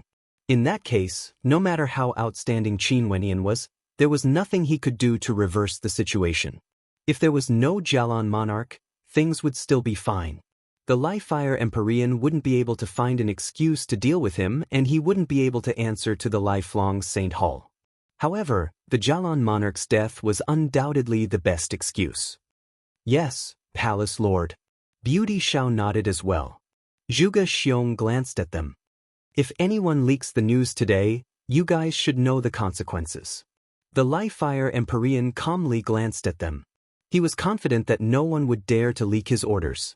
He has controlled the Li-Fire Palace for so many years, and he naturally had this bit of prestige. In addition, these people wouldn't betray him for the sake of a mere Qin Wenyin. This was simply courting death. Go on. the Life-Fire Empyrean waved his hand. After that, everyone bowed and retreated. After Beauty Xiao left the Life-Fire Palace, she sped along the way. She took out her messaging crystal and sent her immortal sense in, reply quickly. What's the matter? A voice rang out in Beauty Xiao's mind. She sent another message into her messaging crystal. If Zhuge Xiong looks for you, don't reply no matter what. He and the Life-Fire Empyrean guessed that you might have cultivated an avatar technique, and the one who killed the Jialan monarch is you. The Life-Fire Empyrean wants to deal with you. After her voice rang out, the other side fell silent for a moment before a reply rang out. Got it. Be careful. Emichim, Beauty Xiao replied. After that, she kept her messaging crystal and continued on her way. A moment later, she heard another voice. Thank you. Upon hearing this voice, Beauty Xiao smiled sweetly. Her sexy red lips curled up in a suggestive manner. As expected, not long after Beauty Xiao sent the news to Qin Wenyan, Zhuge Xiong also sent a message to him. Qin Wenyan didn't reply. He knew that earlier, Beauty Xiao was fighting against time with Zhuge Xiong. If Zhuge Xiong sent the message first and he replied, it would mean that he already knew about it. But now, as long as he didn't reply, the Life-Fire Empyrean and Zhuge Xiong could only suspect him. There were many possibilities if he didn't reply. For example, he might be in danger or he might have lost his messaging crystal. Since Qin Wenyan knew about it, Di Tian naturally also knew about it. Right now, he wasn't in Life-Fire City but was in Lifelong City instead. Today, the Xinyuan clan hosted a banquet and invited Di Tian. The Emperor Pavilion was already flourishing in Life-Fire City. Right now, Di Tian was already expanding his influence in Lifelong City. There was no need to mention the Jialan clan. The Xinyuan clan also wanted to form a connection with him. In that case, it was naturally very easy for him to form a connection with them. Right now, Di Tian already rarely dealt with the matters of the Emperor Pavilion in Life-Fire City. All of them were handed over to his subordinates. Other than cultivating, he would occasionally appear in the various peak powers to socialize. Grandmaster Di, what are you thinking about? At this moment, an expert from the Xinyuan clan asked. Di Tian's eyes flashed under the mask as he smiled. Nothing much. However, in truth, he felt some fluctuations in his heart. He didn't expect that Zhuge Xiong would actually be able to guess that it was an avatar. Although he was certain that there wouldn't be any evidence for this, if the Life-Fire Empyrean was determined to kill him, there was no need for any evidence. He could just directly push the blame onto him. Seems like I have to make preparations in advance. Di Tian mused. Chapter 1651. Zhuge Xiong had no way to contact Qin Wenyan. No matter what he said, there was no reply from Qin Wentian's side. He also personally went to the northern governor's manor and told the evil emperor and the others to contact Qin Wenyan. However, the evil emperor tried to contact Qin Wenyan in front of him, but he still failed. Also, from the expression of the evil emperor at that time, he seemed to be worried, afraid that something might have happened to Qin Wenyan. Hence, this became another mystery. Right now, what happened to Qin Wenyan exactly? Did he intentionally not reply to their messages, or did he lose his messaging crystal? Their plan was foiled because of Qin Wentian's lack of reply. In addition, they had no other solutions. For this round of tribute, Qin Wenyan still didn't show up. It was the evil emperor who brought his subordinates over and paid the same amount of tribute. Right now, in the northern city regions, there were no powers that dared to pay less tribute to the governor's manor. Although Qin Wenyan wasn't around, the prestige of the governor's manor was no longer the same as before. Not only did the plan fail this time around, for the next few tributes, Qin Wenyan didn't show up at all. This also meant that Qin Wenyan had already been out for tens of years and there was no news of him at all. It was like he had completely vanished. Every time the Life-Fire Empyrean thought of this, he would feel extremely unhappy and worried. Could it be that someone betrayed him? According to logic, those governors shouldn't have the guts to do so. After all, in the Life-Fire Palace, he was the one with the final say. No one would be able to oppose him. Those governors were very clear of the consequences of betraying him. In addition, Qin Wenyan was famous in Life-Fire City for not interacting with others. Even if Beauty Zhao wanted to curry favor with him, she wouldn't be able to do so. Given Beauty Zhao's shrewd personality, if something happened to Qin Wenyan, she wouldn't hesitate to abandon him and stand on his side. Right now, not only was the Li-Fire Empyrean worried about Qin Wenyan, he was also worried about another person. That person was none other than Di Tian, the supervisory commander of the Li-Fire Palace who was rewarded by the Realm Lord. During these years, Di Tian's development was simply too fast. He was different from Qin Wenyan, who kept a low profile and endured silently. His Emperor Pavilion's development could be said to be godly. Because of the lifelong Realm Lord's words, all the major powers were willing to aid them in their development. Right now, the power of the Emperor Pavilion in Li-Fire City had already surpassed the Jialan clan. It was just that their foundations weren't as deep as the Jialan clan. Also, there wasn't an existence at the immortal Emperor realm among them. However, the Emperor Pavilion still caused the Li-Fire Empyrean to feel somewhat uncomfortable. In his territory, just the Jialan clan alone was enough. Now, the Emperor Pavilion has also appeared and he couldn't interfere. What made him unhappy was that the Emperor Pavilion's relationship with the Jialan clan was very close, even closer than him, the Li-Fire Empyrean. In the western city regions of Li-Fire City. Right now, the Emperor Pavilion has already expanded to this location and had a great amount of influence in the western city regions. Today, Di Tian personally came to the western city regions and gathered many major and minor powers here. He then prepared a banquet and invited the leaders of the major powers here. The banquet was extremely lively. Di Tian sat in the host's seat. He was still wearing a mask and had a smile in his eyes. He stared at the people below and spoke. The Emperor Pavilion has already developed for many years in the western city regions. This time around, the reason why I invited everyone to this banquet is because I wish to find a few major powers to cooperate with me. In that case, my Emperor Pavilion would be able to develop even faster. Di Tian's words instantly caused the hearts of many experts to pound with excitement. Right now, as long as the various city regions had a connection with the Emperor Pavilion, they would be able to soar to greater heights. This was especially so for the Mo clan that had a good relationship with Grandmaster D. Right now, the Mo clan has already become one of the peak powers in the central city regions. The Yen clan that was as famous as the Mo clan was no longer around, and the other clans that specialized in formations were all swallowed up by the Emperor Pavilion. However, only first-tier powers are willing to cooperate with my Emperor Pavilion. I wonder which power is willing to do so? Di Tian asked. My Nye clan is willing to cooperate with the Emperor Pavilion. My Violet Thunder Pavilion is also willing to develop together with Grandmaster D. Many first-tier powers spoke. Di Tian smiled and nodded. I didn't expect everyone to support me so much.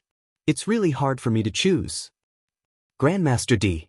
At this moment, someone spoke. Although my He clan isn't a first-tier power, in truth, our strength and assets aren't inferior to a first-tier power. I hope Grandmaster D can consider this. Oh? Is that so? Di Tian laughed. I've also heard of the He clan. I heard that the He clan of the western city regions produces many beauties. I wonder if the rumors are true or false. If Grandmaster D is interested, you can come to my He clan anytime.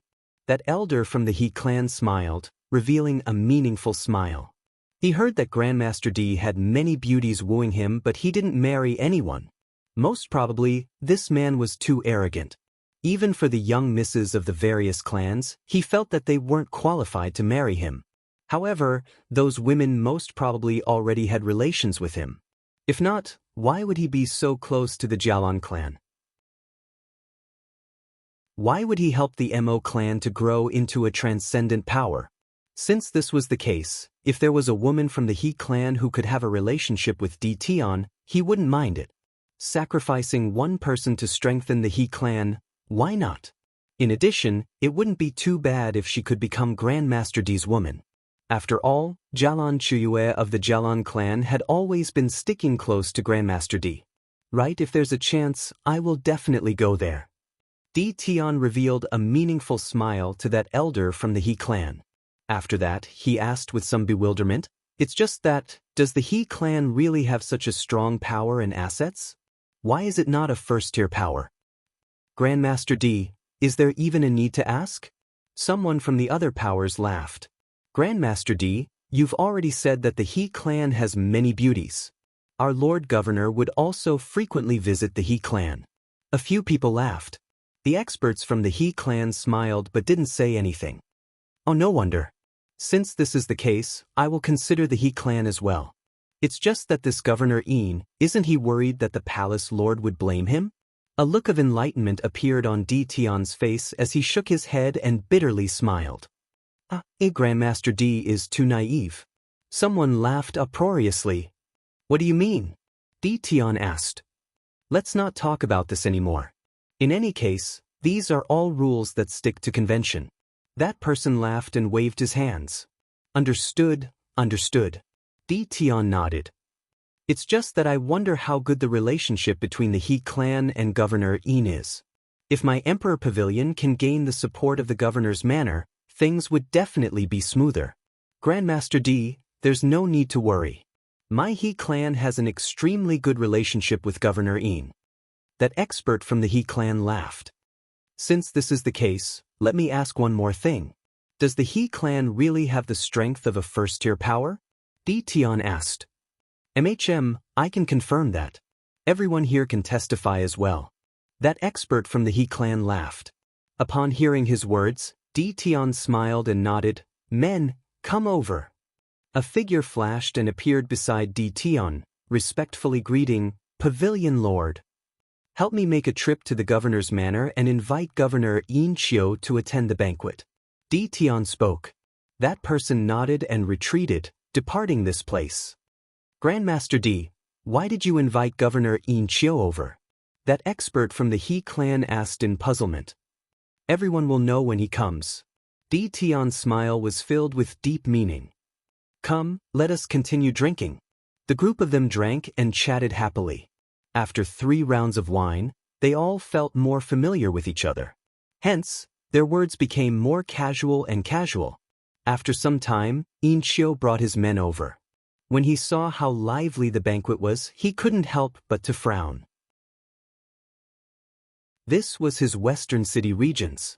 D. Tion gathered all the major powers here and seemed to be very familiar with them. There has always been a barrier between him and D. Tion. Back then when D. Tion wanted to act against Xia Ho, he had already objected. Governor D, why didn't you say anything before coming to my western city regions? I would have welcomed you well. Een Chio smiled. D. Tion calmly sat there, glancing at him as he smiled. Earlier when I was chatting with everyone here, I just so happened to talk about Governor Een. Hence, I invited Governor Een to make a trip here. What did they talk about? Een Chio smiled as he glanced at everyone. We talked about how Governor Een Chio would often visit the He clan and their relationship is very good. Also, the He clan said that they have the strength and scale of a first-tier power but they are only classified as a third-tier power. This truly broadened my horizons. D. Tion laughed. Een Chio's expression instantly changed. He stared at that expert from the He clan and berated, What nonsense are you talking about? The He clan has the strength of a first-tier power? How dare you boast in front of Governor D. Tion? You simply don't know the immensity of the heavens and earth. The expression of that expert from the He clan changed. He could sense that the atmosphere suddenly changed. Something was amiss. In the crowd, there was an expert who lowered his head as a cold smile flashed in his eyes. In the past, he had participated in the Emperor Pavilion's banquet. It was none other than the banquet that determined Governor Xia Ho's fate. At that time, Governor Een Chio objected to Governor D. Tion's opinion and D. Tion was also the governor of the Law Enforcement Division. Today's conversation had a deeper meaning to it. Earlier, he even intentionally or unintentionally tried to instigate D. Tion. What was laughable was that the He clan's elder was still immensely pleased with himself. That's right, it was I who was boasting. I hope Grandmaster D. Tion won't blame me. That elder from the He clan reacted very quickly, instantly changing his words. In that case, does this mean that the He clan is only a third-tier power? That's why the governor's manor classified the He clan as a third-tier power? D. Tion asked. That's right. Yin Xiu replied. Di Tian laughed. He turned his gaze behind him only to see a few figures flying over. One of them bowed. Lord Governor, earlier we've already investigated. The He clan's businesses are definitely a first-tier power. Di Tian nodded. He lifted his wine cup and drank a mouthful. His black eyes flashed with sharpness as he stared at Yin Xiu. Governor Yin, do you know your crime? Yin Xiu's heart sank. Di Tian clearly came with ill intentions. Clearly, Di Tian was here to deal with him. This bastard, wasn't it enough to deal with Xiaohou? Did he want to target Yin Xiu as well? Could it be that Di Tian didn't know that the governors of the various governors' manors were all personally appointed by the Li-Fire Empyrean? This meant that they were all subordinates of the Li-Fire Empyrean. Was it really because of a personal grudge that Di Tian acted against them? Or could it be that he was challenging the authority of the Li-Fire Empyrean?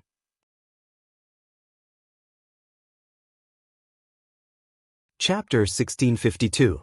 Governor Di Tian must be joking. What crime have I committed? Yin Xiu had an awkward expression on his face. He coldly glanced at the experts from the He clan, causing the atmosphere of the banquet to turn silent. How could they still not understand what was going on? Governor Di Tian came here for a banquet. It was clear that he had ulterior motives. Before this, Di Tian was still laughing and chatting with the experts from the various major powers. But in the blink of an eye, he invited Governor Yin Xiu over and directly questioned him. The feeling he gave off was like a sinister plot. The He clan had fallen headfirst into this trap. Naturally, there were also people who rejoiced in their misfortune. They had long realized what Di Tian wanted to do by coming here. It was just that the experts from the He clan didn't understand. Earlier, the people from the He clan personally told me that their He clan has the strength of a first-tier power and the scale of a first-tier power. However, they were only classified as a third-tier power. In addition, they said that Governor Yin Xiu often visited their He clan and their relationship is very good. Everyone here can testify to this. Di Tian stared at Yin Xiu as he spoke. I misspoke and bragged. Grandmaster Di, please don't take it seriously. That expert from the He clan stood up and lifted his wine cup. Grandmaster Di, I misspoke after I drank too much. Please forgive me. As he spoke, he drained the cup in a single gulp. Di Tian coldly stared at him. After you finished speaking, I already sent people to investigate. The reports I received are indeed like what you said. I believe that the Li-Fire Empyrean would be able to easily investigate this matter. There's no meaning for you to continue lying. That expert from the He clan was drenched in cold sweat. Di Tian slowly stood up and stared at Yin Xiu. Governor Yin, what else do you have to say? Governor Di, even if there's such a thing, it might be my fault for being negligent. I will investigate this matter properly. Yin Xiu spoke. Governor Yin Xiu often visits the He clan. What else is there to investigate? Di Tian coldly laughed. As the governor of the western city regions of the Li-Fire Palace, Yin Xiu, you ignored the rules of Li-Fire City and even helped the He clan to exempt the He clan from paying taxes. How vast is the difference between a first-tier and a third-tier power? With your actions, how would the other major powers in Li-Fire City submit to you? I received the Realm Lord's orders to take on the position of the supervisory commander. Since I've investigated this matter, I will definitely not let this matter rest. Bastard! Yin Xiu cursed silently in his heart. This bastard is trying to use the name of the lifelong Realm Lord to act against him. Commander Di Tian, it was just a small conflict in the past. There's no need for you to use your official position to avenge your personal grudges, right? Yin Xiu's voice turned sinister. Such a small matter to a governor was basically nothing. Just like what everyone said earlier, this was merely an unwritten rule. If he really wanted to investigate, all 5 governors of Li-Fire City wouldn't have any problems. All of them would definitely be in trouble. Di Tian was clearly taking revenge on Huiyuhao for siding with Xiaohou back then. Yin Xiu naturally wouldn't expect that Di Tian wanted to deal with him. It wasn't because of the minor conflict between them back then. It was because when the Li-Fire Empyrean summoned all the governors, Yin Xiu wanted to kill Qin Wenyin. At that time, he strongly believed in Zhuge Xiong's words. Since this was the case, it was time for the governors of Lifire City to be reorganized. Today, he would start with Yin Qiu of the Western City regions. This seat has always been impartial when doing things. This is my responsibility as the supervisory commander. You actually dare to slander this seat? Men, Governor Yin doesn't care about the rules of our Lifire Palace. Capture him. Di Tian coldly spoke. As the sound of his voice faded, two immortal emperors stepped out, walking towards Yin Qiu. Impudent. Another person walked out from behind Yin Qiu. It was one of the vice-governors of the governor's manor, Yin Qiu's subordinate. This seat is acting on the Realm Lord's orders to exercise the supervisory authority. Those who obstruct me will be treated as disobeying the Realm Lord. They will be killed without mercy. Di Tian coldly spoke. A moment later, the bodies of the two vice-governors stiffened as they felt cold sweat dripping down their backs. This Di Tian had already steeled his heart to deal with their vice-governor Yin. He kept bringing out the Realm Lord's name and even said the words kill without mercy. If they were really killed by Di Tian, it would truly be an injustice. This bastard, he was truly a bastard. Di Tian, if you want revenge, just say it clearly. There's no need to keep bringing out the Realm Lord's name. If the Realm Lord knows that you are using his name, he would definitely be unhappy. Yin Qiu coldly glanced at the two of them. I'm the Western City Governor of the Lifire Palace, personally appointed by the Lifire Empyrean. Which of you dares to touch me? Capture him. If he resists, it would be a crime of disobedience. I will personally act against him. Di Tian lifted his wine cup and drank a mouthful of wine. In an instant, the atmosphere of the banquet froze. It was too stifling. Everyone was trembling with fear as they stared at Di Tian and Yin Qiu. The two of them had directly shed all pretense of cordiality. The two immortal emperors continued walking towards Yin Qiu. Their law energy flashed, wrapping around Yin Qiu. You guys are truly impudent. Yin Qiu's expression turned dark to the extreme.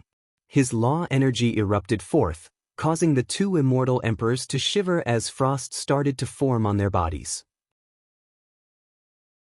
It was impossible for Yin Qiu to sit still and wait for death.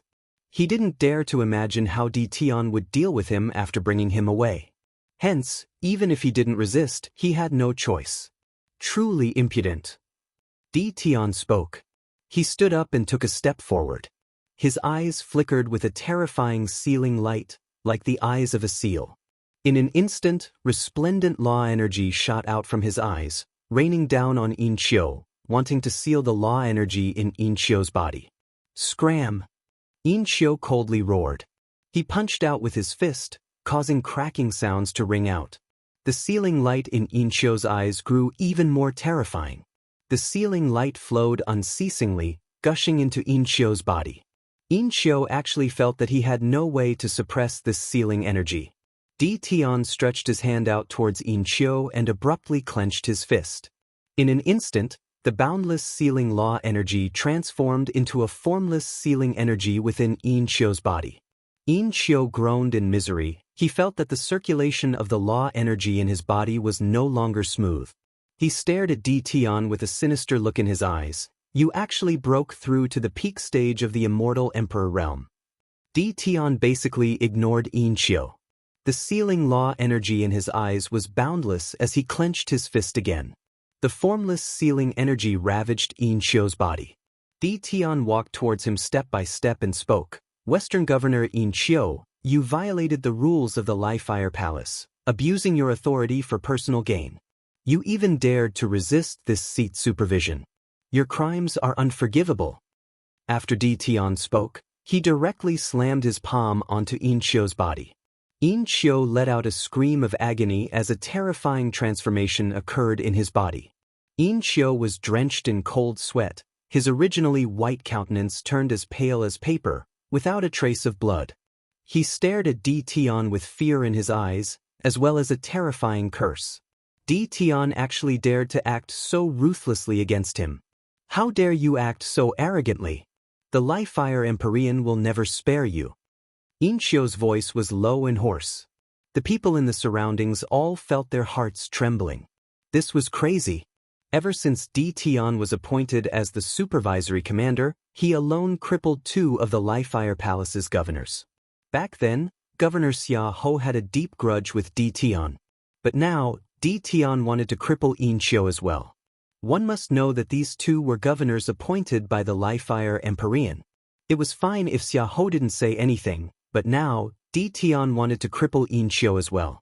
How could the Lifefire Empyrean not have any reaction? What did this Di Tian want to do exactly?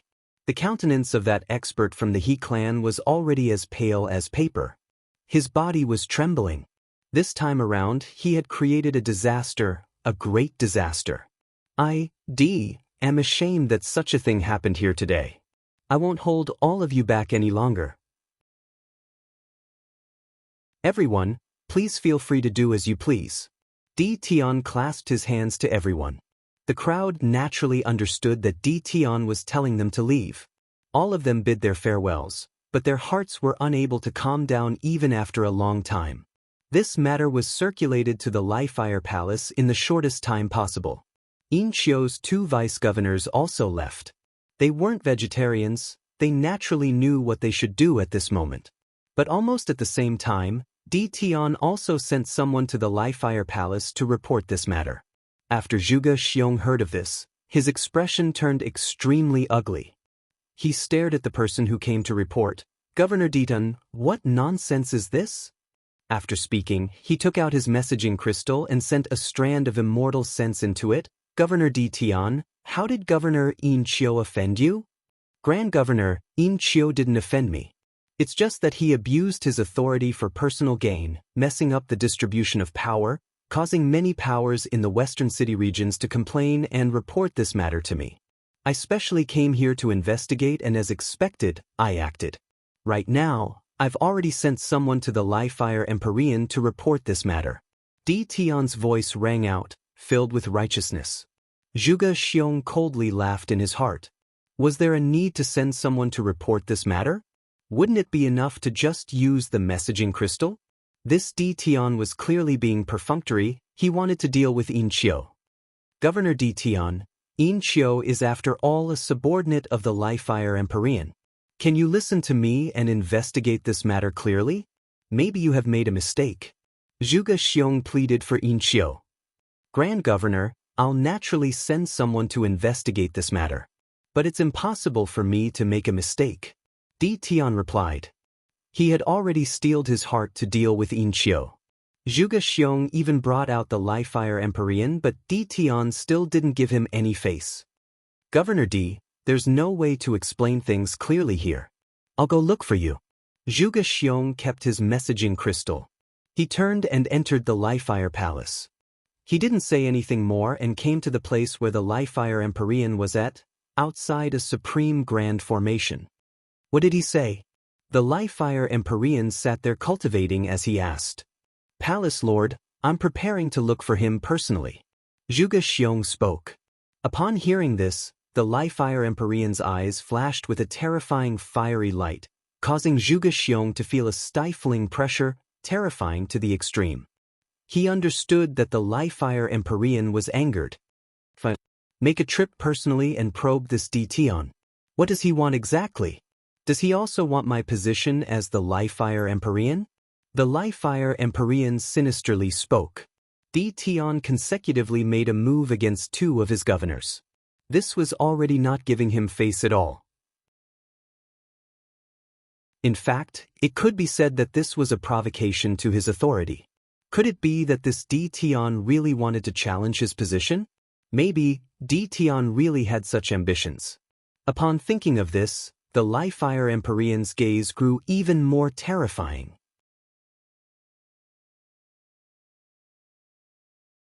Chapter 1653. Grand Governor Zhuge Xiong came to the Emperor Pavilion in the western city regions. This was also the place where Di Tian captured Yin Qiu. When Di Tian saw Zhuge Xiong, he clasped his hands. Grand Governor, why have you come here? Governor Di, I'm here because of the matter regarding Governor Yin Qiu. How did Yin Qiu offend you exactly? You want to deal with him? If there's anything wrong, I'll get him to apologize to you.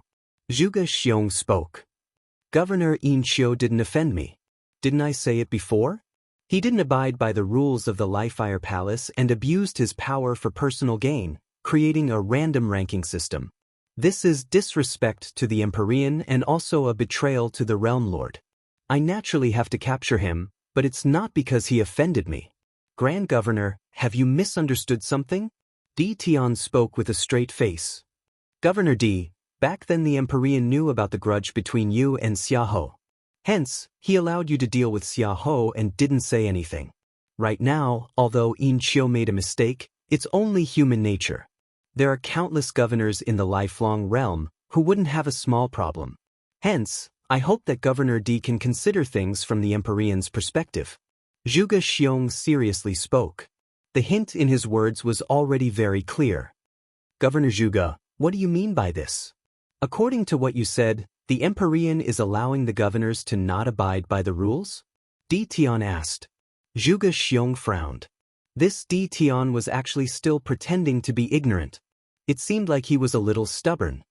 Brother Di, you should know very well how the Empyrean treats you. During these years, he has never interfered with the expansion of the Emperor Pavilion. In fact, even when you were very close to the Jialan clan, the Empyrean didn't say anything. Can you not see all this? Zhuge Xiong spoke. Di Tian naturally understands the Empyrean's intentions. However, I'm only acting as the supervisory commander. I don't understand what Governor Zhuge is trying to say. Di Tian's voice turned cold. In truth, he was extremely unhappy with this Zhuge Xiong. This man actually managed to deduce the existence of an avatar. He was truly a dangerous character. In addition, it was one thing for Zhuge Xiong to deduce it, but he actually reported it to the Lifefire Empyrean, wanting to kill him. If the main body had returned without knowing anything, it would have been an extremely dangerous thing to do, and it was very likely that he would not be able to return. Commander Di, do you really not understand or are you pretending not to? Zhuge Xiong's voice grew louder. Grand Commander, please guide me, Di Tian said indifferently. Palace Lord, tell Governor Di to release Yin Qiu. I want to bring Yin Qiu away. Zhuge Xiong didn't waste any more time and went straight to the point. He wanted to see how Di Tian would react. This way, he would be able to find out where Di Tian's bottom line was. All right. Much to Zhuge Xiong's surprise, Di Tian nodded his head painfully and said in a clear voice, "Bring him here." Upon hearing this, a smile appeared on Zhuge Xiong's face as he heaved a sigh of relief in his heart. Brother Di Tian, that's right. We are all colleagues. Why must we make things so unpleasant? Di Tian started, staring strangely at Zhuge Xiong. Upon seeing the look in Di Tian's eyes, Zhuge Xiong didn't understand. But when someone brought Yin Qiu over, Zhuge Xiong finally understood. His expression instantly turned ashen, extremely unsightly to behold. Staring at Yin Qiu, who was so weak that he couldn't even stand up straight, he coldly spoke. Governor Di, what did you do to Yin Qiu? I exercised my authority as the supervising governor, but Yin Qiu refused to cooperate and even injured my subordinates. Helpless, I could only act and cripple him to prevent him from injuring others. Lord Governor, the Palace Lord wouldn't blame me for being too heavy-handed, right? Di Tian asked despite knowing the answer. Zhuge Xiong's expression was as unsightly as it could be. Had he been wasting his breath all this while? Yin Qiu was already crippled. Earlier he still thought that Di Tian had compromised, but he didn't expect that Di Tian had no intentions of compromising from the start. Di Tian directly acted ruthlessly, cutting off all paths of retreat and crippling Yin Qiu. Di Tian, you are too impudent. Zhuge Xiong's face was filled with rage. For this matter, Di Tian was too ruthless. He didn't even inform the Lifefire Empyrean and directly crippled Yin Qiu. What did he mean by this? Grand Governor Zhuge, I respect you as the Grand Governor, and that's why I've always been polite to you. I'm acting according to the Realm Lord's will, yet you actually want to protect a governor who abuses his power for personal gain. Is this the Lifefire Empyrean's intention, or are you acting on your own? I believe that the Lifefire Empyrean will naturally understand my intentions. If you continue to use the Lifefire Empyrean's name to suppress me, don't blame this seat for being impolite. Di Tian coldly snorted, his tone suddenly becoming extremely domineering. Zhuge Xiong started, his gaze unmoving as he stared at Di Tian. With a cracking sound, he clenched his fists tightly. Even with his endurance, he wanted nothing more than to kill Di Tian with a single punch. However, he knew that this was impossible. Because he wasn't Di Tian's opponent at all. If he really acted here, Di Tian might dare to do what he did to Yin Qiu and cripple him as well. Di Tian clearly wanted to challenge the Li-Fire Emperor's authority. What sort of character was he, Zhuge Xiong? How could he not see this? Yin Qiu was merely an excuse. What an unlucky fellow. You're on your own now. Zhuge Xiong angrily spoke as he brought Yin Qiu away. After hearing Grand Governor's words, did you know that the governors of the Li-Fire Palace have already decayed to such an extent?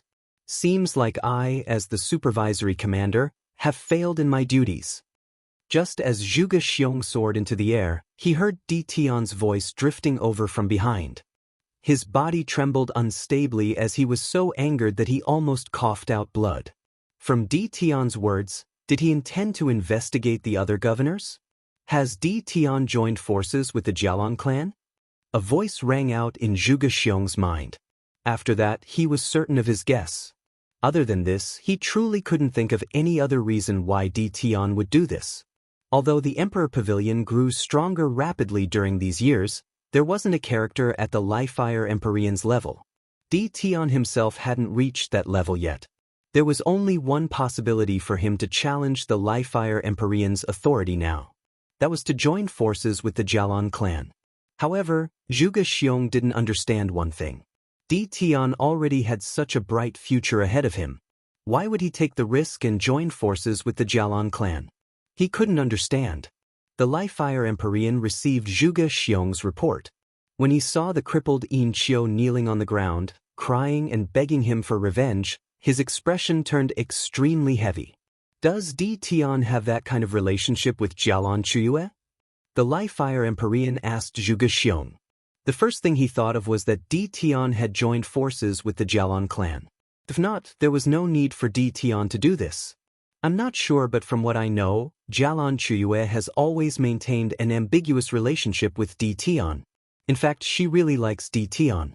The Jialan clan also hopes that she can become Di Tian's official wife. Hence, as long as Di Tian nods his head, regardless of the beauty or the power of the Jialan clan, he would be able to obtain them easily. Zhuge Xiong analyzed. The Li-Fire Emperor had a heavy expression on his face. Back then, during the grand banquet of the Lifelong Realm, the Lifelong Realm Lord personally opened a door for Di Tian. It was destined that no one in Li-Fire City would dare to touch Di Tian as long as he didn't violate the rules of Li-Fire City. Hence, as long as Di Tian was more cautious and joined forces with the Jialan clan, the Li-Fire Emperor would definitely be in trouble. An example was the matter today. Di Tian directly acted against the governors of his Li-Fire Palace when he wanted to. As the Li-Fire Emperor, he could only endure it because there was indeed a problem with Yin Qiu, and Di Tian had already found out about it.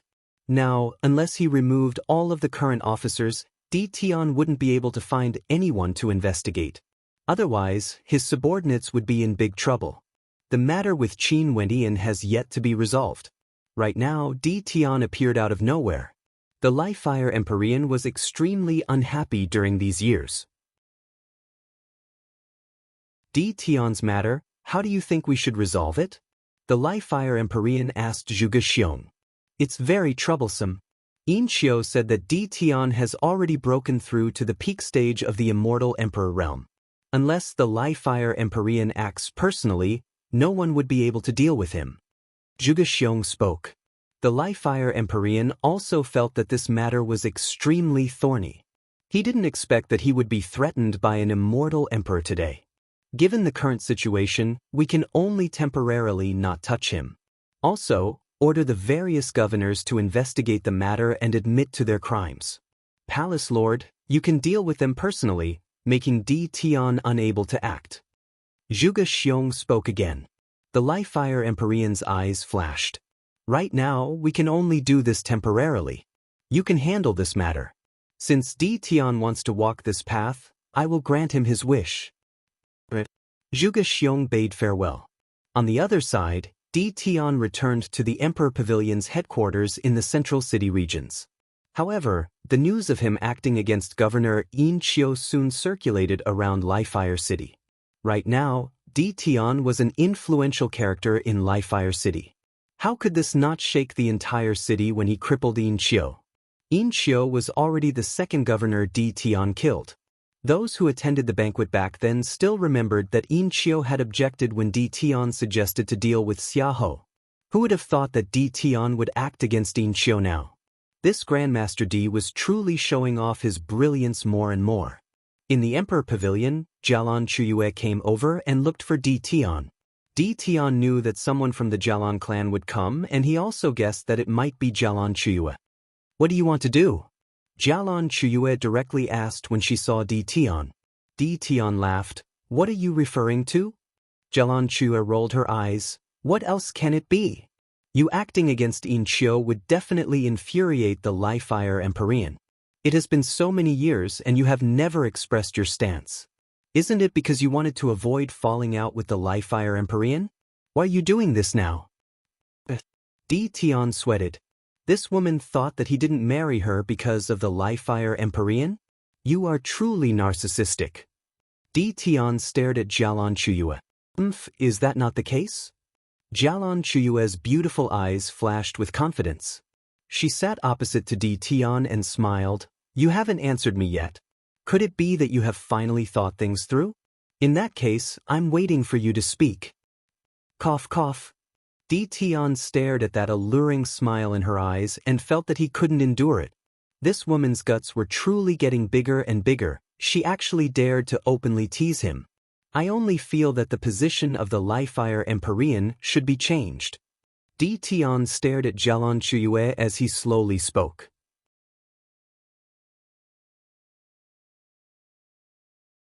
Chapter 1654. Jialan Chuyue's beautiful eyes froze as she stared at Di Tian. The position of the Lifire Empyrean should be changed? This Di Tian wanted to act against the Lifire Empyrean? Wasn't this a little too audacious? In addition, did Di Tian have such capabilities? The Lifire Empyrean was an extraordinary character, a half-step world overlord.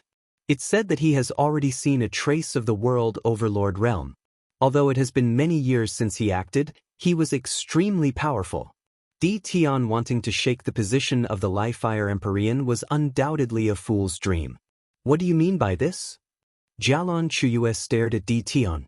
Hasn't your Jialan clan always had a grudge with the Lifire Empyrean? Now, I know that the Lifire Empyrean will make a mistake.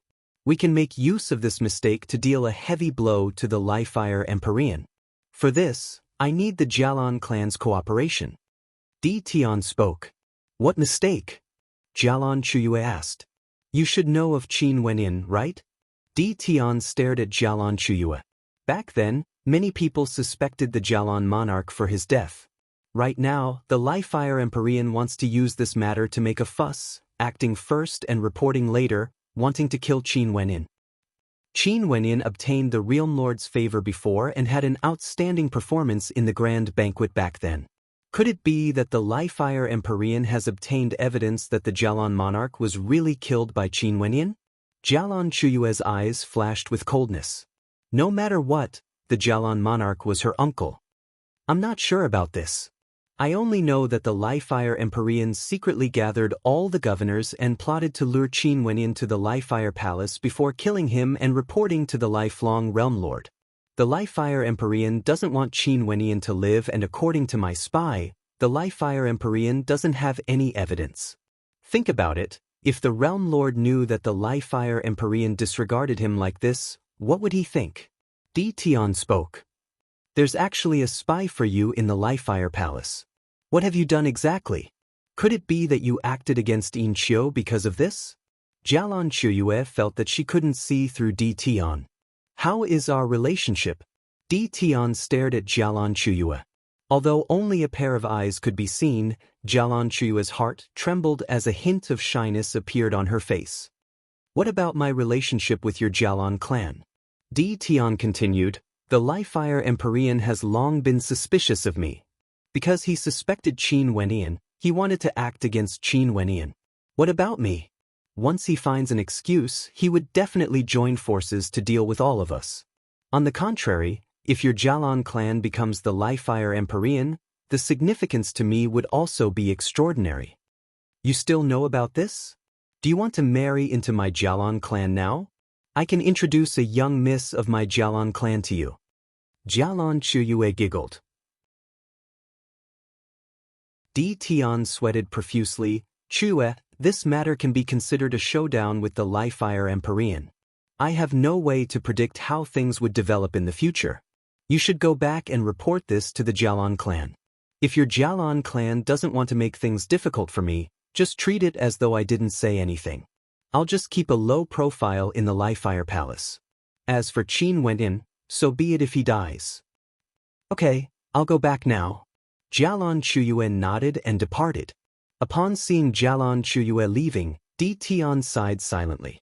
The Jialan monarch had already died. Honestly speaking, his hatred towards the Jialan clan had already dissipated. But for this matter, he still needed to make use of the Jialan clan. He even made use of Jialan Chuyue's feelings for him. He felt somewhat guilty. But when he thought of Yi Qinyu and how Princess Kitamura was still in the lifelong realm, there were some things he had no choice but to do.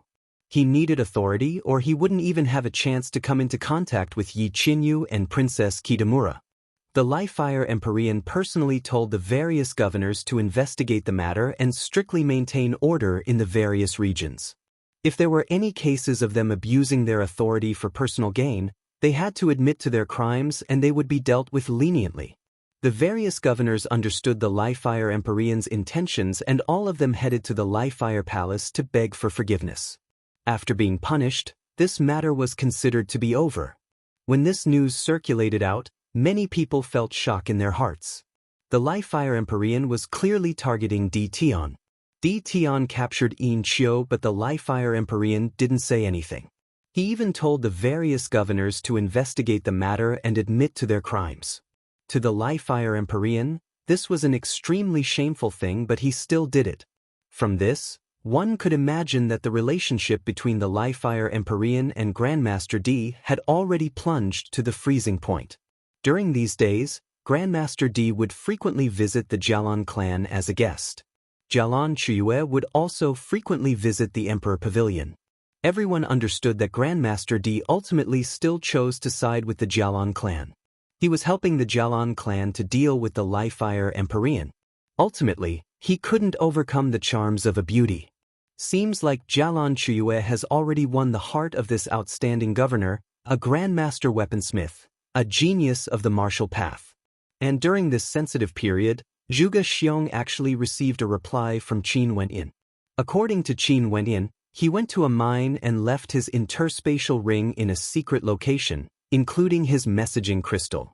Hence, Zhuge Xiong had no way to reply and asked what was the matter. There didn't seem to be any problems. Zhuge Xiong then told Qin Wenyan to return and told him that many things happened in the Li-Fire Palace. The Li-Fire Empyrean wanted to summon him many times, but he couldn't find him. Qin Wenyan agreed. Zhuge Xiong then set his heart at ease. Seems like there shouldn't be any problems with Qin Wenyan. It's just that before the problem with Qin Wenyan was resolved, Di Tian and the Jialan clan jumped out again. This caused him to feel extremely depressed. After reporting the news to the Li-Fire Empyrean, the Li-Fire Empyrean naturally told Qin Wenyan to report to the Li-Fire Palace after he returned. After that, after some questioning, he directly captured him and killed him on the spot, not giving Qin Wenyan any chance to explain himself. The Jialan monarch was killed by him, there was no doubt about it. He wanted to make sure the crime was real and execute him to prevent any future troubles. Since he had decided to do this, the Li-Fire Empyrean would naturally be very decisive. He would definitely not leave any hidden dangers behind. Finally, today, Qin Wenyan returned to the northern governor's manor of the Li-Fire Palace. Wenyan, Zhuge Xiong personally came here to look for you, asking about your whereabouts. I've also sent you a message. The evil emperor saw that Qin Wenyan had returned and immediately reported this matter. I know, I also know why they are looking for me. Hence, I didn't reply to you. Su Li, during these few days, is everything fine in the northern city regions? Did anything happen? Qin Wendian asked Su Li. In the northern city regions, he wouldn't allow anyone to use his weakness against him. As long as he didn't do anything wrong, if the Li-Fire Empyrean wanted to act against him, that would be the Li-Fire Empyrean's problem. No. Su Li shook his head.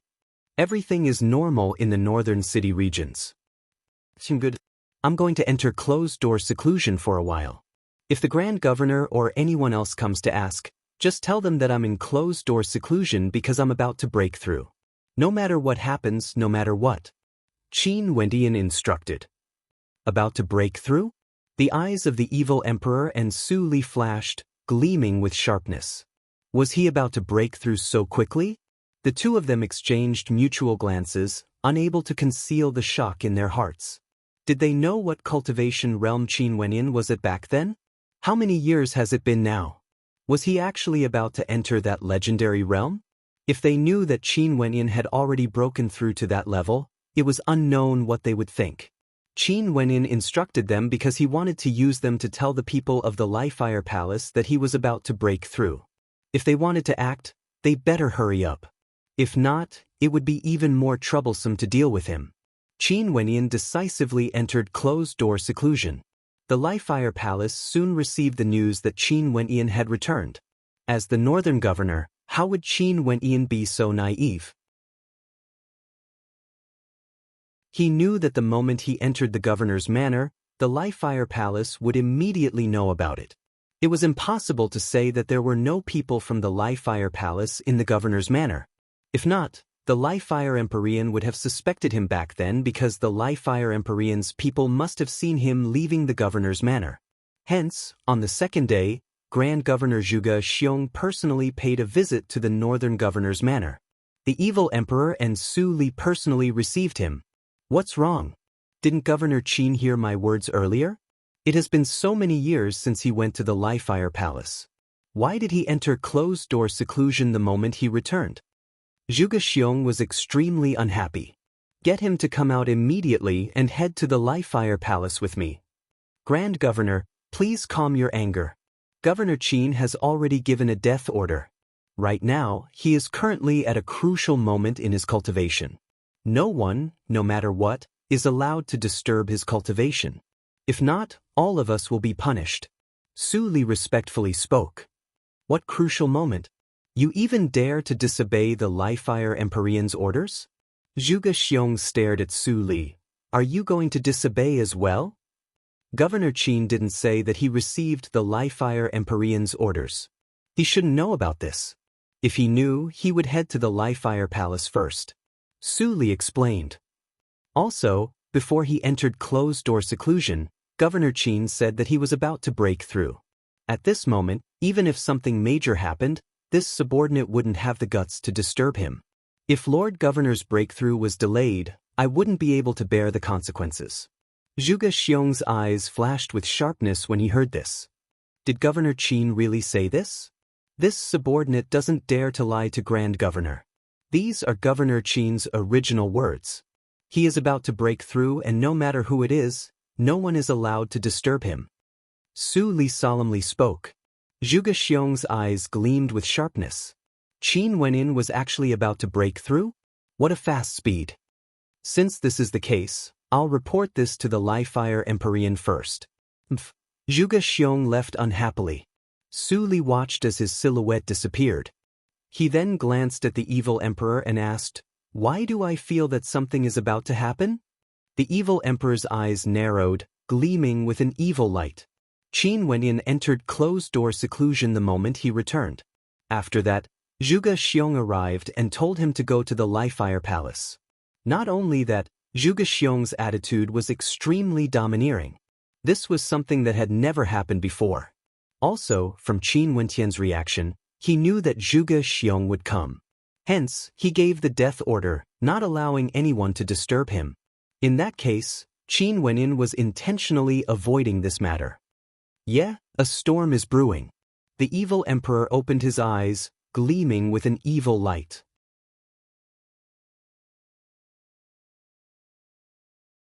Chapter 1655.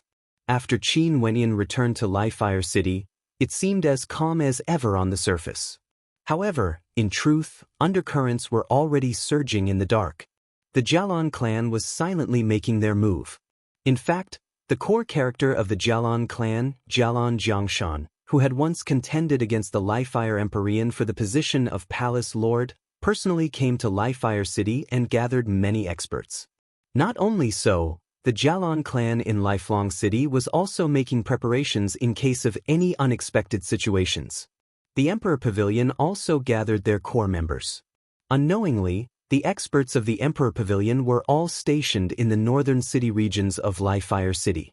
The Emperor Pavilion had many businesses in this region, and it was easy for many experts to stay here to deal with any sudden changes. Just like what the evil Emperor and Su Li had guessed, right now, a storm was brewing in Lifefire City. It was just that it was temporarily invisible. After Zhuge Xiong returned to Lifefire City, he told the Lifefire Empyrean about the news of Qin Wenyan breaking through. After the Lifefire Empyrean heard this, he asked, could Qin Wenyan be doing this intentionally? In truth, he already received the news and knows that we are going to deal with him? That shouldn't be the case. If he received the news, he wouldn't have returned to Lifefire City. Zhuge Xiong spoke with certainty. If he knew, Qin Wenyan should understand that returning to Lifefire City would only mean death. How could he still come back to send himself to death? Does this mean that he might really be about to break through and is at the most crucial moment? The Lifefire Empyrean's eyes flashed with terrifying flames. Although he has been in the Empyrean realm for many years, and even if Qin Wenyan really broke through, he was confident that he would be able to kill him easily. However, he had seen Qin Wenyan's combat prowess before. He was worried that something might go wrong if Qin Wenyan really broke through. That might be the case. Most probably, he wouldn't come out of seclusion before he breaks through. Palace Lord, are we still going to wait for him? Zhuge Xiong asked. The Lifefire Empyrean was naturally the most suitable place to deal with Qin Wenyan because this was the Lifefire Empyrean's territory. Everything here would be decided by the Lifefire Empyrean and there wouldn't be any leaks at all. No matter how they deal with Qin Wenyan here, outsiders wouldn't know. But now, Qin Wenyan was in closed-door seclusion, wanting to break through before exiting. This became a question of choice. Should they wait for Qin Wenyan to exit seclusion to summon the Lifefire Palace, or should they directly head to the Northern Governor's Manor? We can't wait any longer. The Lifefire Empyrean's eyes flashed with coldness. Palace Lord, the Jialan clan is located in the northern city regions. Over there, their power is extremely great. Wouldn't there be more complications? Zhuge Xiong spoke with some trepidation. Jialan Jiangshan isn't here, what can the Jialan clan do? In any case, no matter how strong the Jialan clan is, this place is still Lifefire City. The Lifefire Empyrean domineeringly spoke. Also, if the Jialan clan knew that Qin Wenyan was the one who killed the Jialan monarch, the Jialan clan would also hope for Qin Wenyan's death. If I act personally, there wouldn't be any accidents. Your subordinates are useless. It has been hard on Palace Lord. Zhuge Xiong bowed. This matter should have been handled by him. The governors of the various regions in Lifefire City were all his direct subordinates. But now, a governor of the northern city regions actually needed the Lifefire Empyrean to act personally. This naturally meant that his capabilities weren't enough. Qin Wenyan is too demonic, you can't be blamed for this. Immediately gather all the governors for a discussion. The Lifefire Empyrean commanded. Zhuge Xiong nodded and took out his messaging crystal, summoning all the governors to the Lifefire Palace. Naturally, there weren't many governors he could summon now. Only the governor of the central city regions, Sun Qian, the governor of the eastern city regions, Lin Ba, and the governor of the southern city regions, Beauty Shao, were left. Yin Qiu was already crippled and the governor of the northern city regions was Qin Wenyan. The three governors received the order and brought their vice-governors to the Lifefire Palace. Beauty Shao kept cursing in her heart. That bastard actually returned?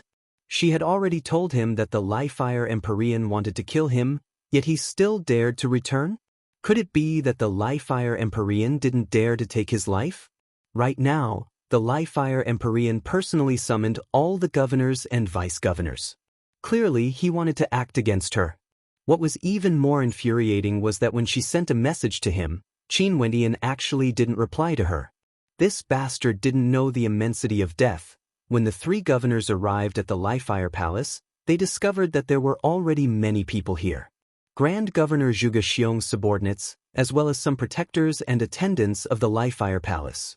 There were over 10 immortal emperors gathered here. Such a powerful formation, the Li-Fire Empyrean must have personally made a move. However, the Li-Fire Empyrean didn't appear. The person leading these experts was none other than Grand Governor Zhuge Xiong, as well as two other masked figures.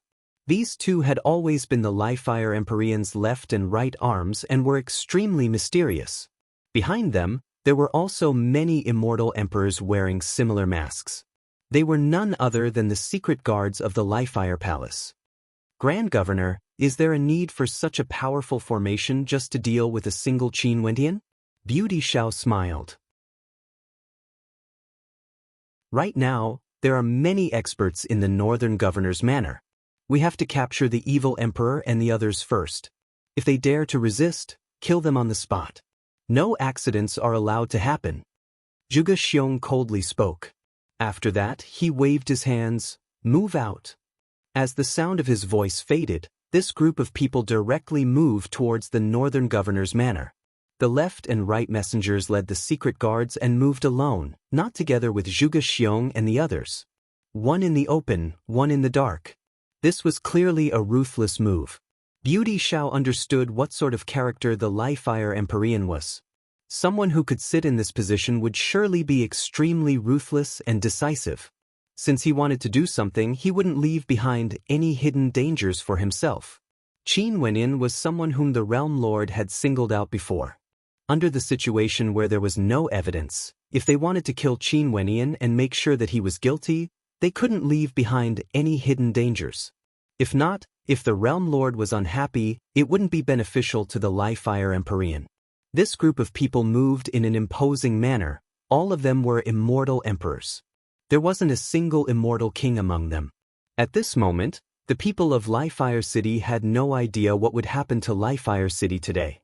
They were living their lives as per usual, cultivating alone, trading for treasures, drinking wine and chatting idly, or enjoying the pleasures of the flowers. It was the same for the Northern Governor's manor as well. Everything was in order. In fact, there were no abnormalities at all in the Governor's manor. Do you guys know that the Governor has already returned? Some people in the Governor's manor whispered. We know. Lord Governor has always been elusive. This time after he returned, he has been staying in the Governor's manor, not appearing at all. I heard that on the second day after Lord Governor returned, Grand Governor Zhuge Xiong came by as well. He seemed to have something to look for Lord Governor but was obstructed by Vice Governor Su. I wonder if something would happen. What can happen? Don't you know what sort of character our Governor Qin is? Although Zhuge Xiong is the Grand Governor, so what? In front of Lord Governor Qin, he still doesn't have the qualifications to be arrogant. That person spoke with arrogance, feeling an intense reverence for Qin Wendian in his heart. Although Qin Wendian was very low profile during these years, he was simply too special. Every single thing he did would cause a huge commotion. Just as they were speaking, a terrifying fluctuation suddenly appeared in the air. The clouds churned and after that, a stifling pressure bore down from the sky. What's going on? The crowd frowned. What happened? They inclined their heads, only to feel the pressure growing stronger and stronger. In a short instant, the entire governor's manor was enveloped by it. After that, numerous figures descended from the sky. Each of them was an immortal emperor. Also, the person in the lead was actually Grand Governor Zhuge Xiong. At this moment, the hearts of everyone in the governor's manor trembled. They understood that something major was about to happen. The entire governor's manor was instantly in a state of chaos. In fact, even the people in the surroundings of the governor's manor could feel the pressure. When they saw the experts descending from the sky, all of their gazes were filled with shock. Was the sky changing? The experts in the air descended, standing in different locations. Zhuge Xiong stepped out as he spoke in a clear voice. "Northern Governor Qin Wenin, come out." No one replied. In the inner regions of the governor's manor, the evil emperor, Su Li and the others appeared. They soared into the air and stared at the experts descending from the sky. Although they knew that a storm was brewing and that something major might happen, they didn't expect it to happen so quickly. Governor Qin is currently in closed-door seclusion. Grand Governor, what do you mean by this? Su Li asked. Zhuge Xiong's expression was cold to the extreme. He then spoke. Qin Wenyan has violated the iron rules of the Li-Fire Palace. His crime is unpardonable. Palace Lord is summoning him to the Li-Fire Palace for questioning. Also, all the vice-governors and attendants of the Northern Governor's manor are to follow me there. Even now, Zhuge Xiong still wanted to bring Qin Wenyan back to the Li-Fire Palace to deal with him in secret. The gazes of the evil emperor and Su Li froze. Was he planning to capture them all in one fell swoop? He wanted to bring the vice-governors and attendants away? Could it be that the Li-Fire Empyrean wanted all the core characters of the Northern Governor's manor to disappear? Countless people felt their hearts trembling. The Li-Fire Empyrean wanted to capture the Northern Governor's manor, Qin Wenyan? What was going on exactly? I don't understand Grand Governor's meaning. The evil emperor's eyes flashed with a green light as he coldly spoke. You will know after you go to the Li-Fire Palace. Zhuge Xiong's immortal sense gushed out, enveloping the governor's manor. His gaze landed on the courtyard Qin Wenyan was in and he punched out. In an instant, a beam of fist light pierced through the sky, directly penetrating through everything. Thunderous rumbling sounds rang out as the buildings collapsed, causing dust to fly up into the air. An extremely sturdy cultivation formation could be seen in the midst of the ruins. A white-robed figure sat cross-legged there, as though he was cultivating inside. This white-robed figure was none other than Qin Wenyan. At this moment, Qin Wenyan inclined his head. His eyes were like sharp swords, shooting straight up into the clouds, incomparably resplendent and terrifying to the extreme. With a single glance, Zhuge Xiong's eyes trembled. At this instant, he actually felt like he was facing a divinity. It was like this person was someone he couldn't defeat. Finally, it has come. Qin Wenyan's eyes were terrifying. He slowly soared into the air, waiting for this moment for a very long time.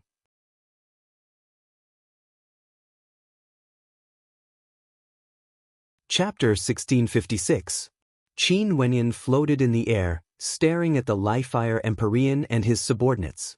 He then turned his gaze to Zhuge Xiong as he coldly spoke. Governor Zhuge, may I ask what crime I've committed?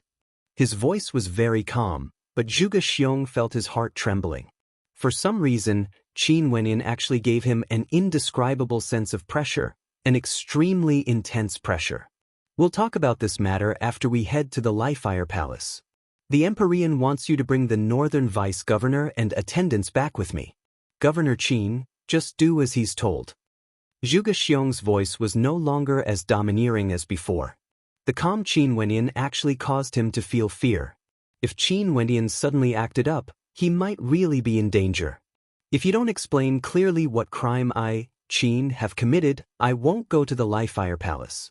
Governor Zhuge bullied me and humiliated me, even destroying my residence. I'm afraid I won't be able to return. Qin Wenyan stood with his hands behind his back. His white robes fluttered in the wind, exuding a ruthless aura, causing the eyes of everyone to gleam with sharpness. As expected of the magnificent northern governor, Qin Wenyan. Despite the fact that experts were as common as clouds and the Li-Fire Palace wanted to interrogate him, his expression didn't change at all. In fact, he even directly threatened Zhuge Xiong, saying that if Zhuge Xiong couldn't give him an explanation, there was no need for him to leave. In that case, the Empyrean's orders are already useless to you? Zhuge Xiong's voice turned cold after being threatened by Qin Wenyan. If I'm innocent, the Empyrean wouldn't dare to humiliate me like this, destroying my governor's residence. Qin Wenyan calmly spoke. Is that so? A domineering voice drifted over from the void, exuding an overwhelming might. In an instant, this vast region felt a stifling pressure. Countless people were shocked as they inclined their heads and stared at the sky. However, they couldn't see any silhouettes. In fact, even with their immortal senses, they couldn't sense the presence of anyone. They could only sense the terrifying pressure. At this moment, they all knew that the Li-Fire Empyrean had arrived. What did the northern governor, Qin Wendian, do exactly? Why would the Li-Fire Empyrean personally make a trip here? Zhuge Xiong's expression was cold. However, the beautiful silhouette behind him, Beauty Xiao, had a look of worry on her face. Could it be that this fellow wanted to go head-on against the Empyrean? Did he really not know that he was courting death? Qin Wendian also inclined his head and stared at the void. He naturally knew who had arrived. He had long predicted that the Li-Fire Empyrean would definitely come here personally because other than the Li-Fire Empyrean, none of his subordinates would be able to capture him. He could only do it himself. Qin Wendian, I told you to go to the Li-Fire Palace. Are you going or not? The Li-Fire Empyrean coldly spoke, exuding a towering pressure. Qin Wendian stared at the void, his body still straight as he said proudly, Palace Lord, please tell me, what crime have I committed to deserve such humiliation? You only need to answer me. Are you going to leave or not?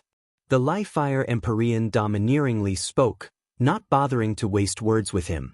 Qin Wendian stood there and replied, I'm sorry, I'm unable to comply. Where are the vice-governors and attendants of the northern governor's manor? Are you going to listen to my orders or are you going to disobey?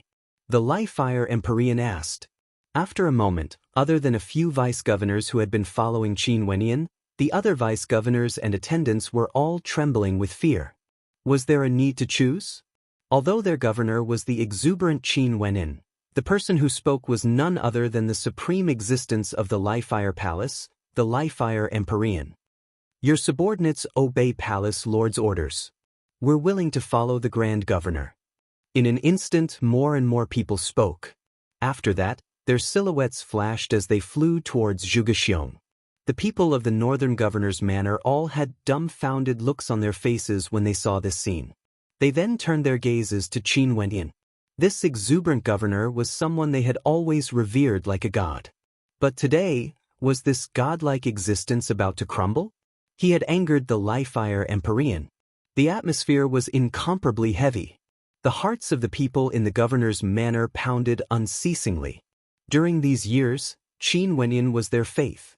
No one would have thought that such a thing would happen. Qin Wendian, this seat will ask you one last time. Are you going or not? The Li-Fire Empyrean's imposing voice rang out once more. Qin Wendian still quietly stared at the air. A warrior can be killed but cannot be humiliated.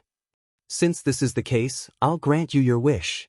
A voice rang out, and in the next moment, an even more terrifying pressure enveloped the world. The void seemed to have been branded red, and there was an extremely terrifying pressure in the world. Flames covered the sky, and blood-red lightning descended from the sky. It was as if doomsday had arrived, flashing in the void. After that, deafening rumbling sounds rang out. In the air, a gigantic blood-colored palm imprint descended from the sky. At this moment, it was like the end of the world had arrived. It was about to be destroyed. Below, countless people trembled. They frenziedly retreated. Zhuge Xiong and the others also evaded.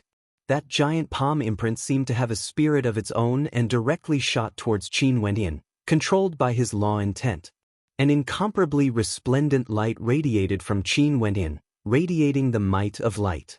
Buddhic light shone resplendently as countless arms blasted out, welcoming the incoming blood-colored palm imprint. There was a sense of tragedy in it. It was like he knew it was impossible, but he still chose to do it. He would rather die than to be humiliated. The luxurious governor's manor was now filled with the magnificence of an apocalypse. All of Qin Wendian's attacks were destroyed by that palm imprint. Everyone stared dumbfoundedly at this scene. The Li-Fire Empyrean wanted to directly destroy Qin Wendian, not giving Qin Wendian any chance at all.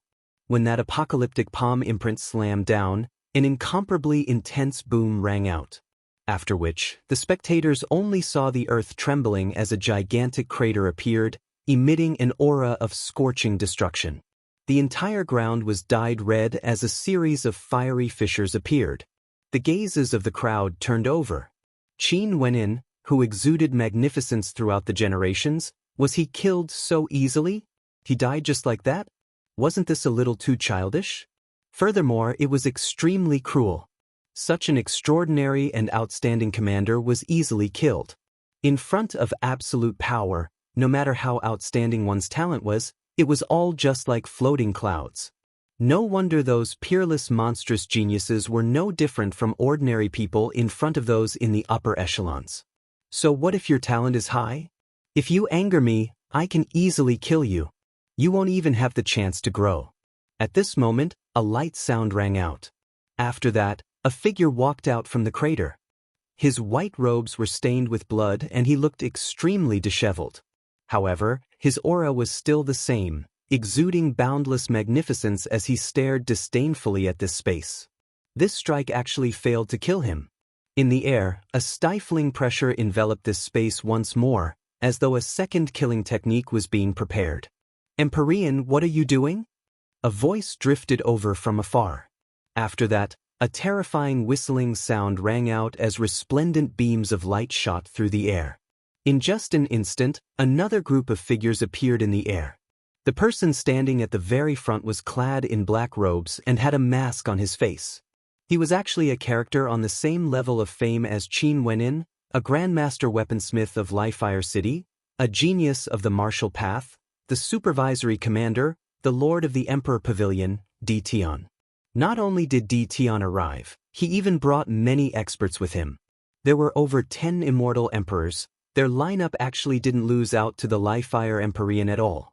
When they thought of the recent rumors about Di Tian falling out with the Lifefire Empyrean, a strange expression appeared on the faces of everyone. Was Di Tian preparing to join forces with the Jialan clan and clash head-on against the Lifefire Empyrean? Di Tian actually appeared at this moment. For a period of time, the scene was even more spectacular. Experts were as common as clouds. More and more experts gathered here. There were also experts from the various powers in Lifefire City, all of them rushing over here with extreme speed. Many people received a piece of news that something major was about to happen in the northern governor's manor. Zhuge Xiong frowned when he saw Di Tian's appearance. This fellow's appearance was truly timely. He actually came here at this moment. Di Tian, this matter has nothing to do with you. Please leave. Zhuge Xiong spoke to Di Tian. What crime did Governor Qin commit? Palace Lord wants to kill him on the spot? Di Tian's gaze was still fixed on the air as he directly asked. Do I need to answer to you? An imposing voice rang out. The Lifefire Empyrean was already extremely unhappy with Di Tian. Now, Di Tian actually dared to ask him about his matters. Palace Lord naturally doesn't need to answer to me for your actions. It's just that I received news that Palace Lord wanted to kill Governor Qin under false pretenses. I initially thought that the news was fake. What sort of character is Palace Lord? Why would he act against a subordinate governor? But now, I actually saw Palace Lord killing Governor Qin. Hence, I wanted to ask you something. Di Tian calmly spoke, neither servile nor overbearing. Qin Wenin was disobedient and disobeyed Palace Lord's orders. This crime alone is sufficient. Zhuge Xiong coldly spoke. Governor Di actually dared to slander Palace Lord? This is a great crime. Disobedient? Di Tian glanced at Qin Wenin. Governor Qin, is there such a thing? Palace Lord, if you want to kill me, just say so. Why is there a need to find excuses? I returned to my governor's manor for closed-door seclusion, but Zhuge Xiong directly killed his way here and destroyed my governor's manor, waking me up from my seclusion. After that, he said that I've committed a great crime, yet he didn't say what the crime was and wanted to bring me back to the Lifefire Palace.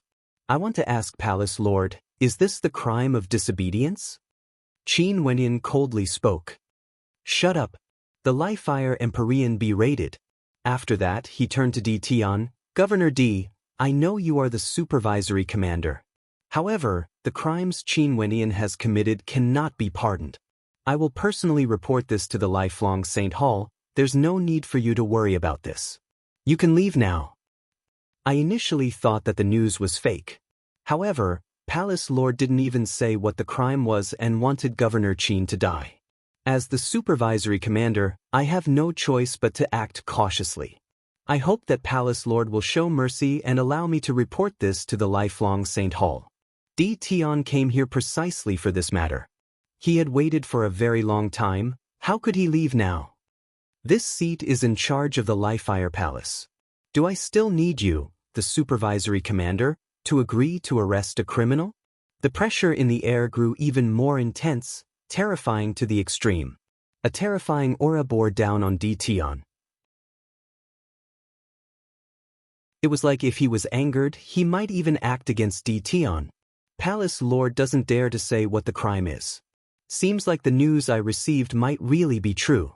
For the sake of killing Governor Qin, Palace Lord actually arranged such a grand formation, abusing his authority to eliminate dissidents.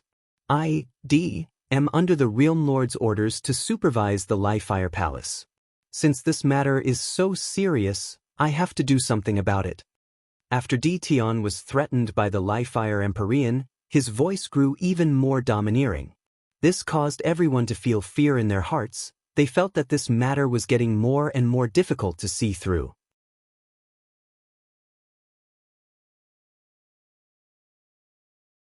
Chapter 1657. Who are you? Do you have the right to interfere in the matters of the Lifefire Palace? Zhuge Xiong berated. That person's gaze turned sharp as he stared at Zhuge Xiong and coldly laughed. I'm from the Xinyuan clan of Lifelong City. What do you want? Does everyone believe me? Di Tian glanced at the people around him. Everyone shook their heads. Governor Qin was too careless. It's very normal. Zhuge Xiong spoke. Governor Qin, is this the case? Di Tian asked Qin Wenyan. Sun Qian, how many benefits did the Jialan clan and Di Tian give you for you to dare to betray the Lifefire Empyrean?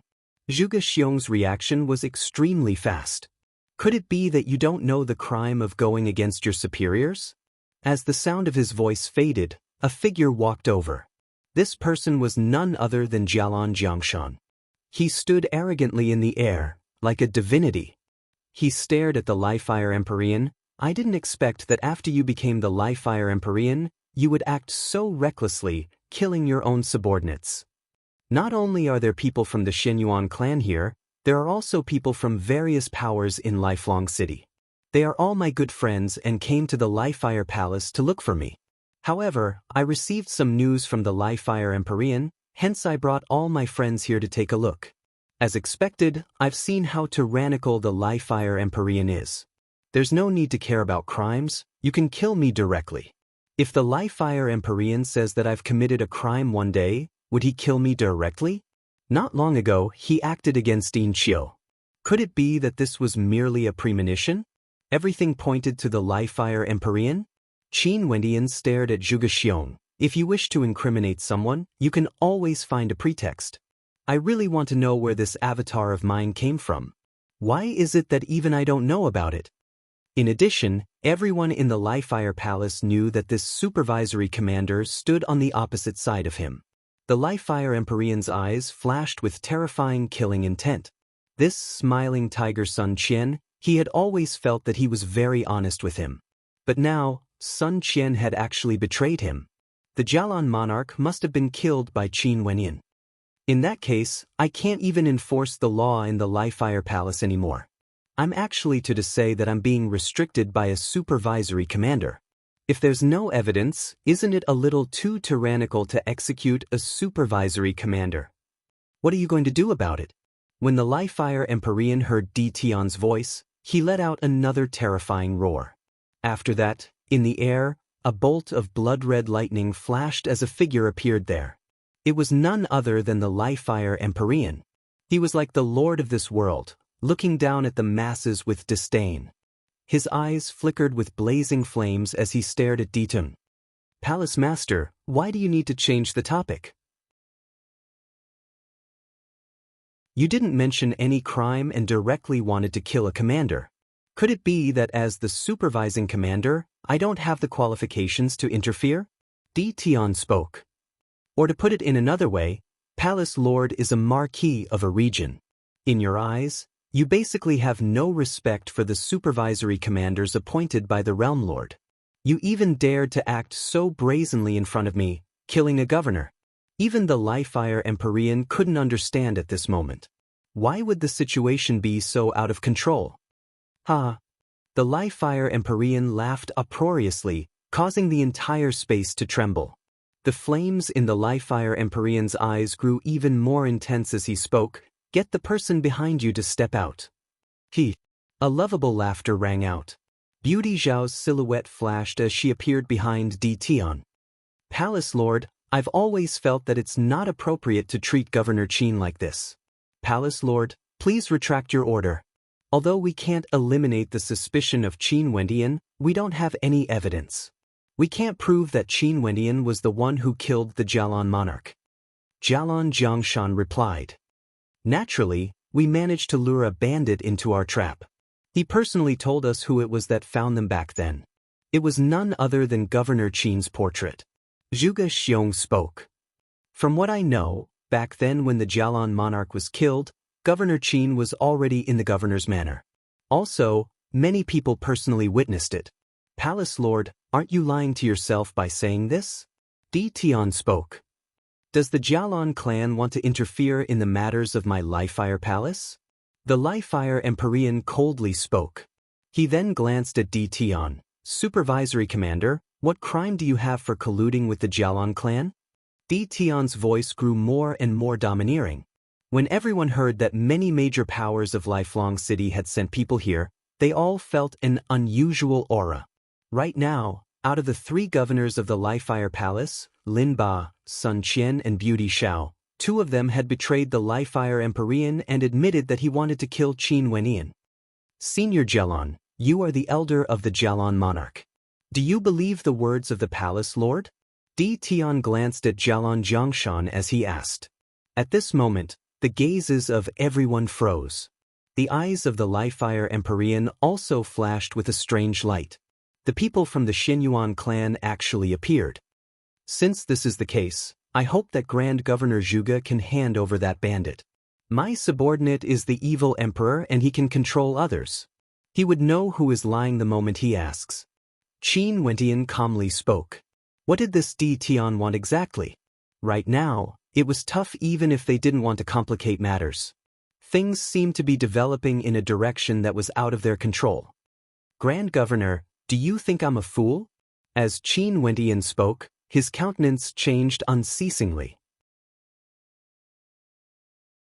He then coldly continued, given my appearance-changing arts, if I want to disguise myself as a bandit and kill the Jialan monarch, do I even need to use my original appearance? In that case, I really want to hear what news Governor Di Tian has obtained. The Livefire Empyrean asked. How terrifying. Many people felt fear in their hearts. Even the people from the Livefire Palace felt their hearts trembling. This time around, even Zhuge Xiong and the people from the Livefire Palace felt fear in their hearts. Qin Wendian was merely the fuse. Di Tian, this Grandmaster Weaponsmith, had long made arrangements in the dark. Even Governor Sun Qian was his subordinate. Story? Di Tian coldly laughed.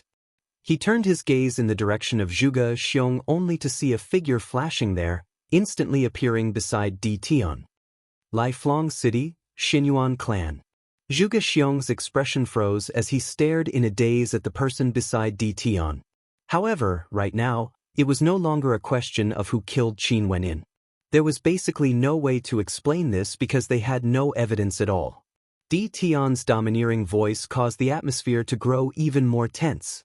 Right now, were these 2 supreme governors fighting against the Livefire Empyrean? Palace Lord, Sun Qian doesn't dare to kill a governor so brazenly.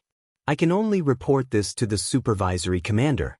Sun Qian spoke, undoubtedly admitting to Di Tian's words. The Livefire Empyrean plotted to kill Qin Wendian. His lips suddenly curled into a cold smile. It seemed like Di Tian had come prepared today. Colluding? Jialan Jiangshan spoke. I just can't stand your actions. Di Tian's relationship with my Jialan clan isn't bad and he is also highly regarded by the Realm Lord, allowing him to monitor the Livefire Palace. Now that you are acting so brazenly and Di Tian wants to stop you, why can't I help him? With the Realm Lord above, even if he learns of this in the future, he would definitely understand. Di Tian stared at the Li-Fire Empyrean as he spoke. What sort of character was he?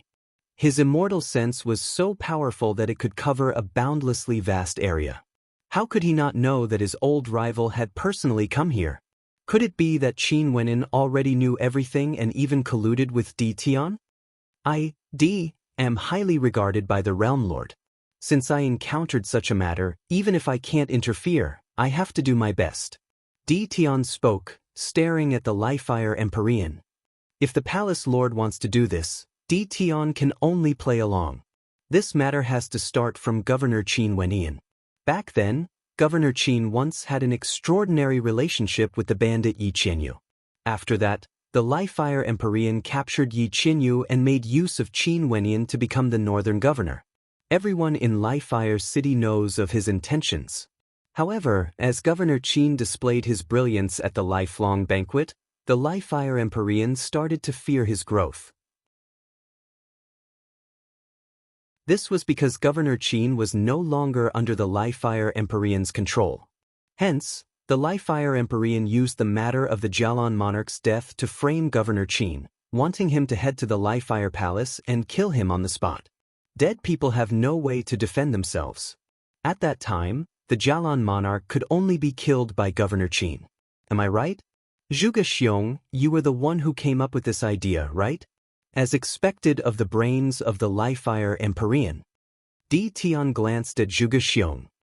People of the Li-Fire Palace, I hope you guys won't be foolish and become a sword in the hands of others. This matter implicates too much. I will definitely report this to the Realm Lord. Is there anyone else who is willing to step out and tell the truth? Sun Qian, what are you doing? Zhuge Xiong stepped out as his gaze froze. The Li-Fire Empyrean's eyes flashed as he stared at Sun Qian. Your ability to fabricate stories isn't bad. The supervisory commander and the Jialan clan joined forces, wanting to remove me from my position as the Li-Fire Empyrean? The Li-Fire Empyrean laughed as he stared at Di Tian. From the looks of it, it made sense why Di Tian was able to understand his movements so clearly and set up such a trap today.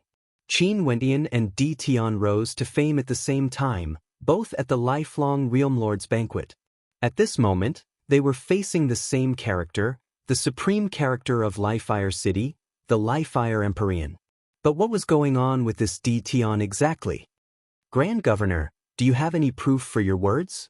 Di Tian asked Zhuge Xiong again. Everyone was shocked when they saw Qin Wentian's methods. As for the Li-Fire Empyrean, his killing intent flashed, further confirming his guess. Why did Jialan Jiangshan of the Jialan clan come here today? There were also experts from the Shenyuan clan and the other major powers of Lifelong City. Could it be that everything was just a coincidence? The hearts of everyone trembled. Right now, they already understood the situation before their eyes. This was a gamble between Di Tian and the Jialan clan against the Li-Fire Empyrean. They made use of a mistake by the Li-Fire Empyrean and launched an attack. This time around, they wanted to pull the Li-Fire Empyrean down from his position. Since you all want to know so much, I'll tell you. Qin Wenin, as the Li-Fire Empyrean, killed the Jialan monarch. Are you satisfied with this? The Li-Fire Empyrean's voice was cold to the extreme. He was actually forced by an immortal emperor to give an account. This was simply a humiliation. This is naturally because of Qin Wentian's outstanding points. He has an avatar, using this to deceive everyone. His true body disguised himself as a bandit and killed the Jialan monarch while his avatar appeared in the governor's manor, causing no one to suspect him. Grand Governor Zhuge Xiong spoke. He naturally couldn't let the Li-Fire Empyrean speak to Di Tian personally. Enough. The Li-Fire Empyrean berated. His aura was terrifying to the extreme as he stared at Di Tian. Right now, you should be clear about the crime. Qin Wenin assassinated the Jialan monarch. Are you satisfied now? You're tuning in to the Passion Pages YouTube channel. We're so grateful for your support, and don't forget to subscribe to join us on this incredible journey through captivating stories. Your generosity through donations truly makes a world of difference, as it's the primary source of revenue that allows me to expand and enhance this channel for you. Thank you from the bottom of my heart for being a part of this adventure.